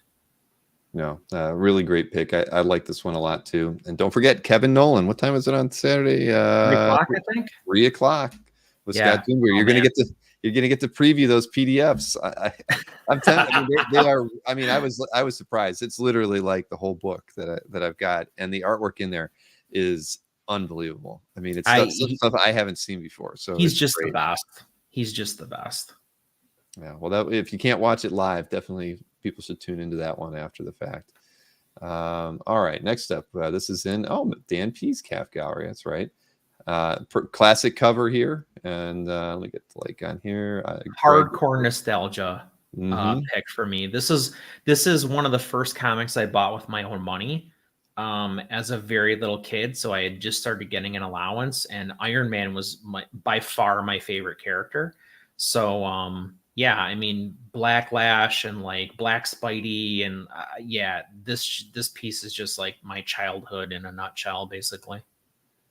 No, I love this one too. I mean, I probably would have picked it. I mean, there's, like I said, there was a lot of great material out there. This is a good one. Yeah, Bill. I saw that, Mr. Red Jack. And Marcus. And bootlegging. Everybody. I'm reading up. It's like, boy, everybody. That was not my intention. That was not my intention. You see what Fish said before? Yeah, this, Chris was buying books with my money because he's his daddy. Yeah, he did own you in that arm wrestling. You just can't. You can't let you live it down. No, James owned me, and then he owns James. Oh, that's right. I'm sorry. That's right. It's the other way around. Yep, I forgot. So if anything, he's my granddaddy. Oh boy. Yeah. All right, but that one's a nice one. Congrats to Dan. Dan's got a great calf gallery. If you haven't spent any time in there, everybody, you should spend. You could spend a few hours in there, and you'd be pretty happy. Totally. I love Dan's collection. Let's see. We got 3 more here from Chris. Next up, Gilbert. Gilbert Hernandez on this one. Let me get the bigger scan for you. Yeah, I just absolutely love the textures on this. I love the atmosphere. It's just, it's like a calendar plate, and it's just an atmospheric piece. But it's really, I mean, evocative of the place. It like just takes you there. There's bricks, so who doesn't love bricks? Mm-hmm. But yeah, I mean, textural and range of value and tone is really what this piece is all about. I love it. Yeah, no, it's gorgeous. Absolutely gorgeous. Is this let me see here. Liam Oten. See, remember who's been on the site since 2005, and I don't feel like I've seen that name before. I wasn't familiar either. Huh. Well, I'm gonna check out their calf gallery. I mean, that's let's see. He said there's a silk screen version and a calendar version. So here's the silk screen version. Okay, what's the difference between the calendar version and that one? I guess it's just a little more color. Yeah. Or like maybe it's a sharpened it or something. Yeah. Huh. But yeah, of course I like the original much better. But yeah, no, it's beautiful. Yep. It's beautiful. And I picked a piece just for atmosphere too. So that's good. We're kind of on the same. And also, not what we normally associate with the artist, right? No, not at all. All right, so we got a Max Fiamara piece. I love Max's stuff. He's repped by Splash Page, if I'm not mistaken. And yeah, this is a really nice, it's a Savage Sword of Conan variant cover. Yeah, I mean, what's not to love about this? I mean, if you have even an inkling of, any kind of feeling about Conan, this is exactly what you want. He looks like a caged animal in this piece, which I love. So it's really like, evocative of the character, one, and two, I think what I like the most about this is, so this is kind of a classic comic book like pastiche, right? Where you've got the character and then he's like encircled by weapons. Mm-hmm. Well, that can't happen in real life, right? So you can't really recreate that in a movie. Like, this is just for comics. Comics is the only place that you're going to see this, like this pose, this image. That's very true. I never, that's fine. I never think of that thought has never occurred to me before, but you're absolutely right. This is something that we can only get in this medium. I love that. Chris, yep. You're transcending the hobby. I love it, but you're right. I'm pushing the boundaries. You are. You're forcing us to think outside of the box. But yeah, I love this, and all the different weapon types too. It just makes it even more interesting. It's like you got a falchion and a trident and a halberd and a spear and it's awesome. Man, you just need a crowbar in there or something. And just there you go. Wrecker makes an appearance. Laying on the ground. But yeah, no, this is fantastic. And Max he's an incredible artist. I mean, just love his stuff. So yeah, if you haven't, check out Mark's website, and you can see some stuff by Max. Probably stuff's available for sale. I don't go over to Mark's site often enough. Yeah, but very nice. That's a very surly Conan, though. I love it. Yep. All right, final piece. Gee, I think we just saw this one, but it's worth taking another look at it. And I did, but you know what? Here's the reason that I picked this is I posted this in the comments, but I am a Stealth Reese fan.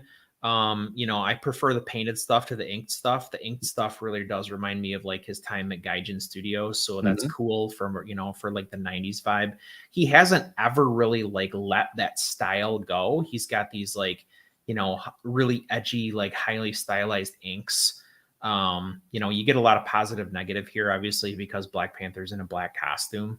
But the reason I picked this is because I was around Khalil that weekend and like knew that like this was kind of coming together and like maybe it would happen and he wasn't totally sure. And then he got it.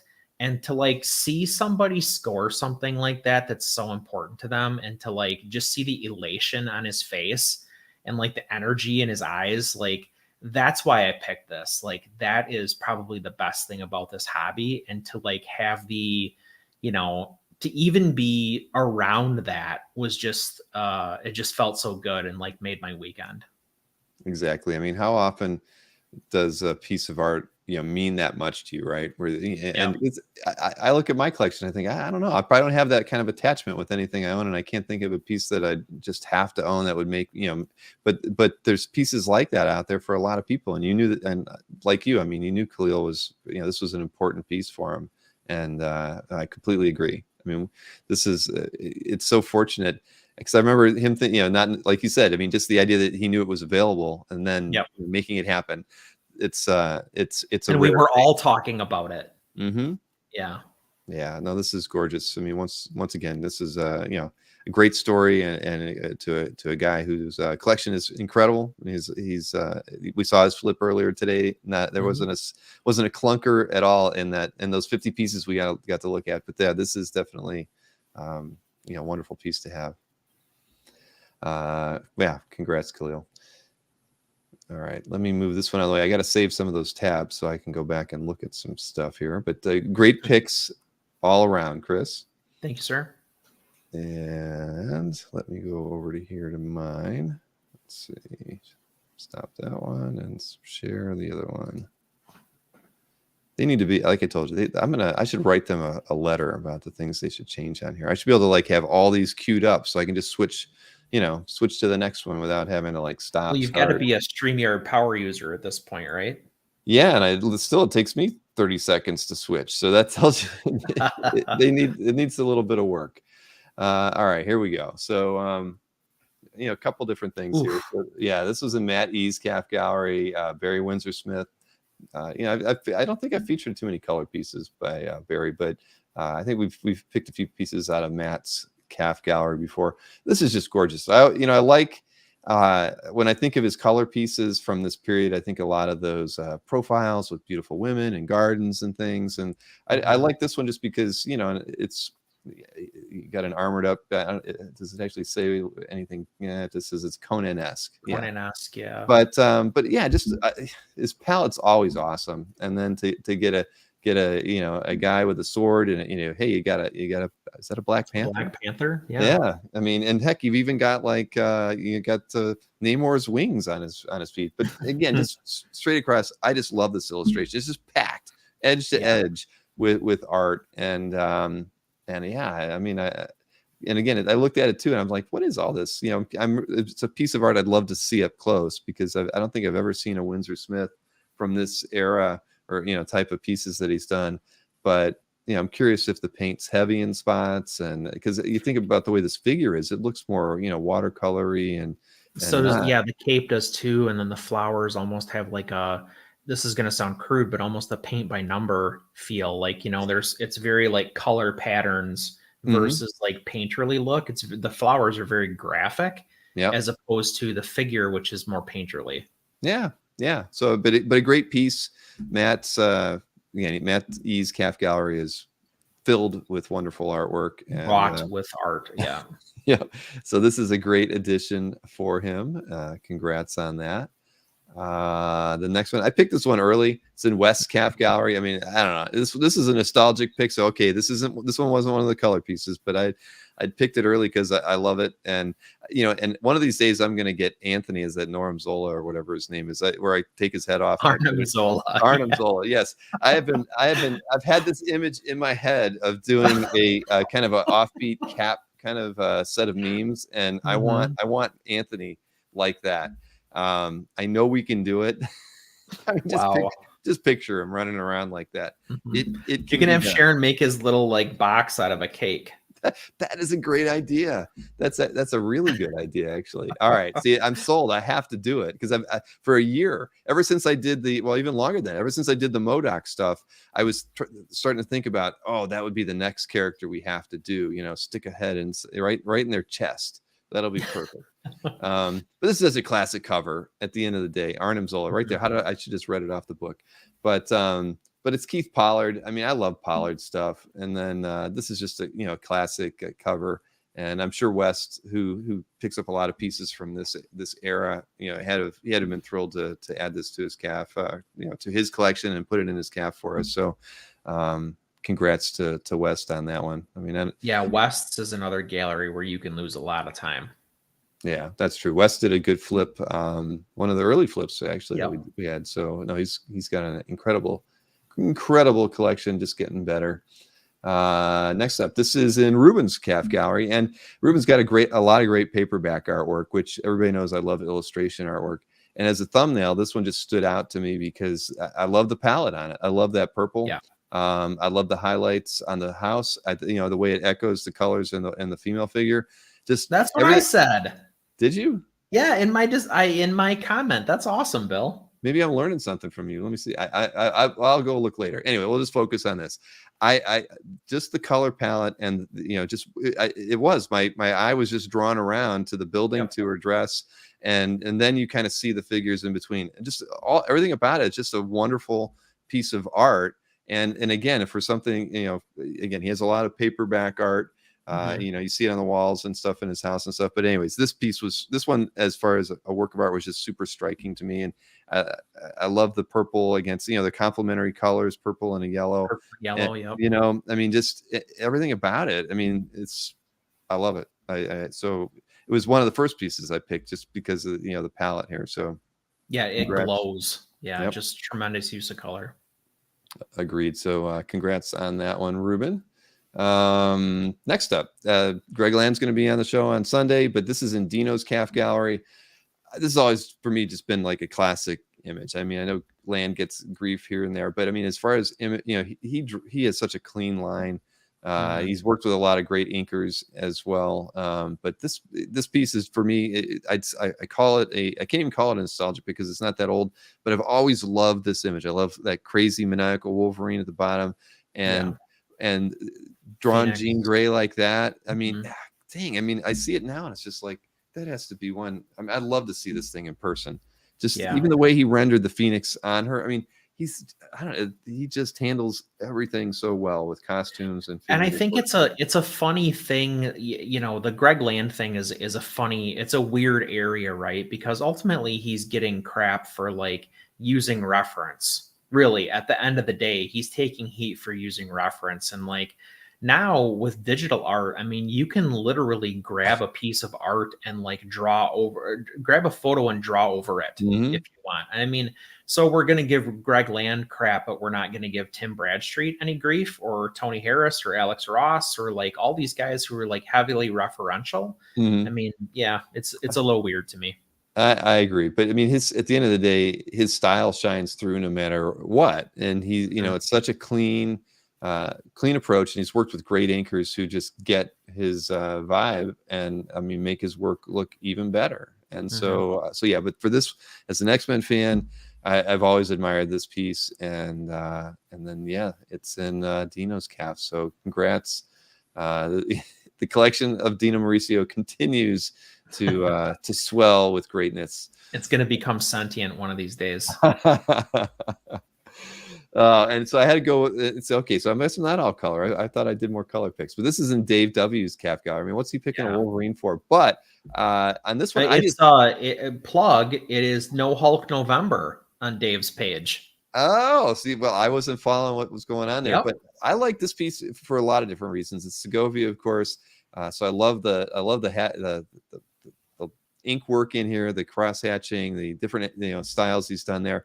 But I really loved the claws coming out. I just felt like they were so in your face. The perspective of putting them like out like that, I mean, it looks odd when I'm looking at it now, and I'm thinking, gosh, it just the proportions just look weird. But again, it's just something you can get away with in comics by drawing things as almost in a weird way as they really probably should be drawn. So I just liked it. I thought it was a fun piece, and I'm looking at it now, and it kind of has like a camel toe. But outside of that, now That's a moose knuckle for it's a moose man, knuckle. Bill. All right, Yep. it's a moose knuckle. I'm sorry, I forgot.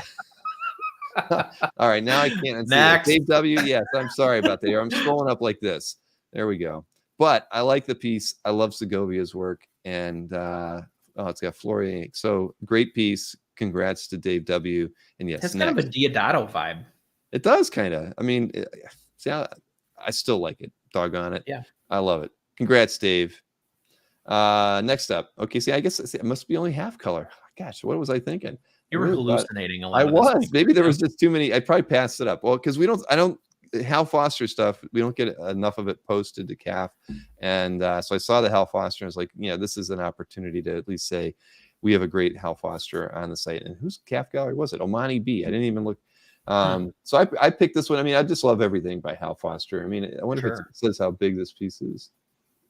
No, but when we went to it's huge, I'm sure. It's got to be at least like 2.5 by 3.5 or something, because all of the stuff from Hal Foster is usually super oversized.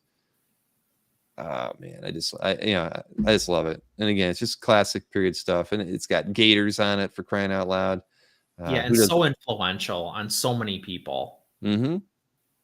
I mean, just stylistically, the way he's handling drawing the jungle here, just some little outlines here of palm trees or bushes, and just great stuff. And even this last panel, he's not doing a lot of work with those alligators, right? But I love the fact that he puts a lot of detail in the character and this light work in the background. I mean, it's so well done. I mean, I'm looking at it. I'd love to own a piece by Hal Foster. Anything. Yeah, absolutely. Agree. All right. Oh, hey, okay. I got a color piece. All right. Goodness. Dean Ormstrand.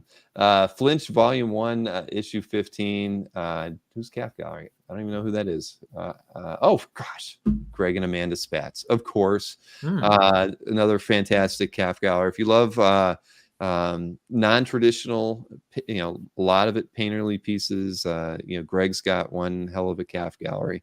I just really like this piece. It stood out as just super, unique, grisly, and I love the heavy dark shadow, on it. I don't know what more can I say. I mean, I like the palette on this one too. I mean, it's just that weird yellowy green, vomity kind of color, but still just a great piece. And that's all. I don't know. I got nothing more to say about it other than nice composition for sure. I mean, that pole or that pipe, I guess, striking through the entire left side of the image is nice. And then this, when I saw the thumbnail, I was like, is this a Kingpin cover?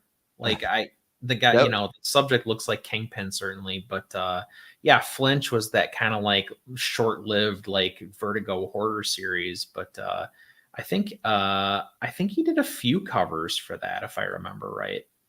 But Hale, I think, did a couple, and like that was kind of a murderer's row, no pun intended, of like horror cover artists on that book for a while. Interesting. I'm not familiar with the title, of course, but I could see Dean and I could see a Phil Hell kind of their styles working well for this, if that's what they were using for covers. So very nice, very nicely done. And congrats to Greg and Amanda. Man, their CAF Gallery is one of my favorites on the site. Let's see. NSN, I knew NSN would know. NSN was the guy. 16-issue horror anthology. Oscar's not going to be happy with a midnight visit to Sesame Street. Thank you for that one, Matt, too. Oh, man. Taking out the trash, says Rick Welch. Okay, a couple more here. This is a color piece, too. Steve Rude, Nexus Alien Justice cover. This one I wish we had a big scan of because, man, the colors on this thing are just so amazing. Steve Rude does some just crazy work. I think when he does color pieces. I mean, a lot of them are just well done. This one is just, I mean, it's electrifying. I mean, I would love, because I bet you this picture is not doing those colors justice at all. I'm certain of The it. Yeah, blues have to be like cerulean blasting out. You know, I mean, and deep and yeah. Oh my gosh, I want to see this one in person, because it has to be even 3 times as stunning as this scan or this. Well, it's a photograph, so it's so that that's really what the problem is with this piece. But still, It also, what was so cool about this to me, and to be clear, I had picked this, and then I realized, oh, the last time I was on, I picked a rude painting. I was like, so, and then I left it behind. But what was so cool about this to me is it almost has like a propaganda poster look to it. Like the layout, the composition, even the 2 subjects, like you could envision that being like, Captain America versus Hitler, or, like one of them is Stalin or whatever, and the rockets in the background and stuff. Yeah. Yeah. No, it does. It's beautiful. I wonder what the size is. Is it listed on here? No. It just says, okay, Alien Justice cover. Huh. Sick Lil Monkey is the name of the owner of this artwork. So right. I don't know. I might even email him to say, can you get coming to your house, buddy? Yeah, either I'm coming over or take a better photo. I want to see and put the size down on this one. Yeah, I've only done that once. I've only done that once where I messaged somebody and said, please, for the love of God, do you have a better scan of this? Can you get a better scan of it? I really want to see more of this. I want to feature it. Yeah. I actually did that. I'm forgetting his name now. Ben. I think it's Ben, right? Remember that Sienkiewicz piece that was yes. I did. If you go back, there's a big scan there now. Yep. I'm like, can you put something bigger in there? And I even said to him, you could win the best of if you put a bigger scan in it. And yes, Marcus actually messaged me and said, like, hey, by the way, he put up a bigger scan. Well, that's because I gave him grief for it. So and he did it, and I don't think I replied, because he was like, did I do a good job or something like that? And I don't think I got back to him. But yeah, that one was. So yeah, you never know. A little pressure here or there can get a better scan, or because in this case, I want to see the colors better. So all right, I'm gonna email him. We'll see. Maybe it'll work. Do it. Now this is in Collins Kafka. This is my. Isn't this great? I mean, like I said, this to me was that atmospheric piece pick. I loved it even more when I looked at the detail to it, because I love pieces like this where it's almost like, I mean, look at, there's so much underpainting going on here, and then to get the tones in here for these buildings, and then he kind of comes in with these nice kind of I'm assuming it's I don't even know who the painter is. It's Watts. It's Watts. This is the guy who, when you interviewed Sean Gordon Murphy the first time, he was like, yeah, well, this is a Robert Watts piece, blah blah blah. So after that, I chased this guy down, and I keep meaning to get something from him, and then I wind up like there's a squirrel, and I buy something else. But yeah, this guy at like Blade Runner and like whatever, I mean, just amazing sci-fi paintings. Yeah, I mean, they are. It's gorgeous, but I love the way that he handled the detail in here. Because in my mind, he like laid out the tones first, and then kind of went in there with the detail. It looks like it blocked in the color, blocked in the shapes, right? But yeah, I just thought this was fantastic as a piece. I mean, does Colin list the size on it? No, but yeah, I think they're really little too. That's what's messed up. I'm pretty sure they're very small, and so to render that out at the size that I believe they are. But what I said, I commented on this, and what I said was like, you can envision this piece like sitting on a table, like in a Lucasfilm like production meeting. It's like that ilk, like that quality and that look. Yeah. No, I agree. See, I'm gonna check out Robert Watts later now too. There's only 3 pieces. Oh, that's right. I know. Actually, I did. I remember that. I was like, "Who is Robert Watts?" And I only saw 3 pieces. I'm like, I don't know who this guy is. So, well, now you and I are never going to be able to afford something because his site will be empty tomorrow. Oh, see, I better write that one vultures. down. Right next to J.H. Williams, Robert Watts. All right, another name for me to go out and look. But yeah, I love this piece. I love the palette, those blues. I mean, man, it's just. I'm looking at it. The more I look at it, I want to own it. I also love the Millennium Falcon. Yeah, not to love. Okay, so I guess I only went like 50-50 my color. I thought I picked more. Maybe there were other color. You know what? I did pass up on some color pieces now that I think of it. But so this is a Poison Ivy #1 cover by Dan Mora. I just thought Love the Dan detail. Mora. Look at this. It's Yeah. it's. I mean, I don't even know what to say. I mean, all the plant work in here on the flowers, on the twigs, on the leaves. I mean, everything about it is just gorgeous. I mean, shoot. The more I'm looking at it now, it's like it's just so well done. I mean, Dan Mora too, like a huge chunk of stuff is digital, and then he's still banging out these incredible traditional pieces, and I just love and respect that so much. Wow.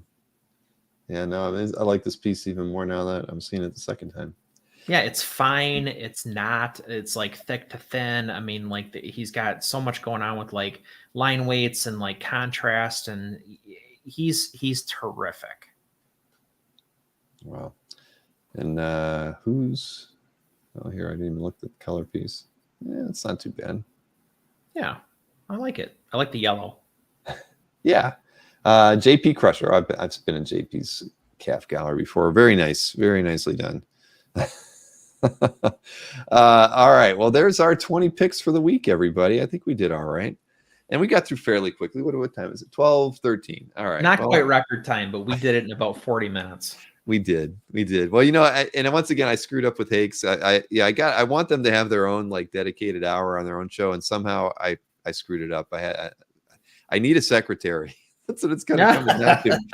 I'm double booking at times, and I really have to get a little bit better at that because just like that's why I with Comic Connect when I saw Micah and Baltimore, I was like, when is your next show? I mean, when is your next auction end?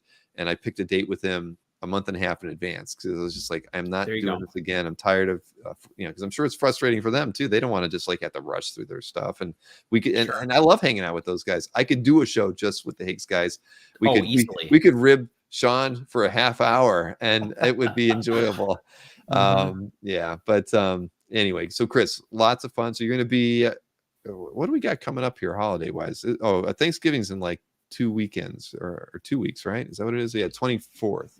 I don't know what I'm doing that week. I guess we'll have to think about maybe skipping a week, or maybe I move it to Wednesday. No, I can't move it to Wednesday because I'm at your disposal. Let me know. All right. Well, I'll let you know. I mean, I don't know if we'll take the night off, or maybe we move it to Friday or something. I will tell you this: I'll probably be drunk. If it's a Thursday, if it's on Thanksgiving, you'll be drunk. I'm just put it out there. All right, you know what? I might be drunk too. So maybe we should go ahead and just say we're going to do it. If you show up that night, you don't know, you can never tell what to expect. What are you going to get? Yeah, hard to say. Right. All right. Well, maybe we should stick with it. I mean, we might not have a big turnout, but it'll still be fun. The picks might be pies. Oh man. All right, Chris. Well, it's fun as always, man. And thank you so much for your picks. I mean, I look forward to doing this again with you next week. Yes, sir. Thanks, guys. See ya. Oh man. All right. So thanks for putting up with a little extra time today. It was a lot of fun for me. And I do think we had a lot of good stuff. Hey, Andy, nice to see you again. Thank you for the recipe, by the way. You've shot me a couple emails and I haven't been able to reply, but maybe I'll be having one of those the cranberry juice drink that you sent me. I told Maureen about it. I'm like, okay, that's going to be the next one. I've already decided. Can't wait to try it out.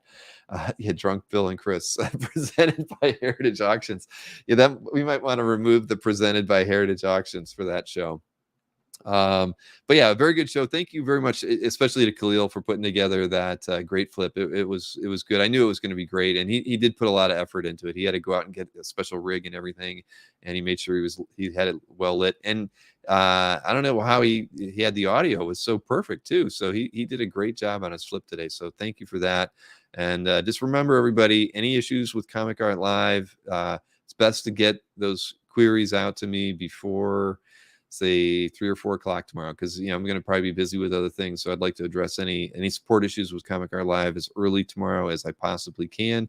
And otherwise, I'll be here tomorrow at 9 o'clock. Jiggy will be here. Hopefully we have some artists from Tatiana's group as well, and Mark. And I don't know if anybody from 4C is going to come out, but you know, and I can tell you, I actually got all of Russ Braun's sketches. I just got sent the images for those. I'm not going to load them up for you guys. We'll be able to look at a lot of the sketch event artworks tomorrow night that I'll have been sent, and you'll get to see many of them made in person just for you tomorrow. So any issues with Comic Art Live, blame Maureen. Well, that's what I do behind the scenes, Mr. Red Jack, but I will never do it out in front of her. And as Marcus says, Wakanda forever. I know a lot of people are going to be checking out the movie. I'm not going to have a chance to do it until after this weekend, but so no spoilers. Anybody, I don't want to hear anything about it. I'm going to avoid social media until I get to see it. I do want to see it. I can't wait to see how Namor looks. I'm sure Nick Barucci can't wait to see how Namor looks. It's going to be a great film for sure. So I'm going to call it a night. And so are you revealing the mystery sketches tomorrow? How do you know which one is yours, says Michael Callahan. I mean, technically, you don't, most people didn't know until they actually got it.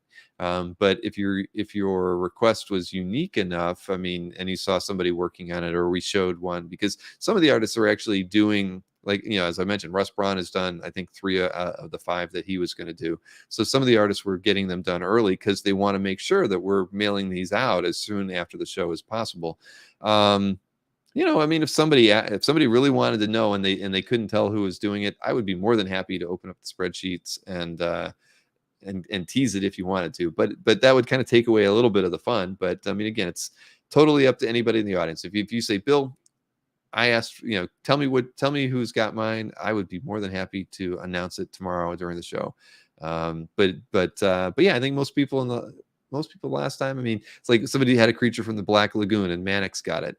They knew that the Mannix piece was theirs. I believe Rich Donnelly had a magic piece and Mannix had that one too. And I don't know if he knew it during the stream or not, but anyways, that was kind of part of the fun, was trying to figure out if those, were your pieces. So, but I'm willing to play whatever, you want me to. I'm happy to reveal who got what, if you'd like. So, and yeah, as Mr. Redjack said, my show's at 9 tomorrow. Nick's got his show at 7. Tune in to that as well. It'll be a fun Friday evening for anyone who isn't watching Black Panther.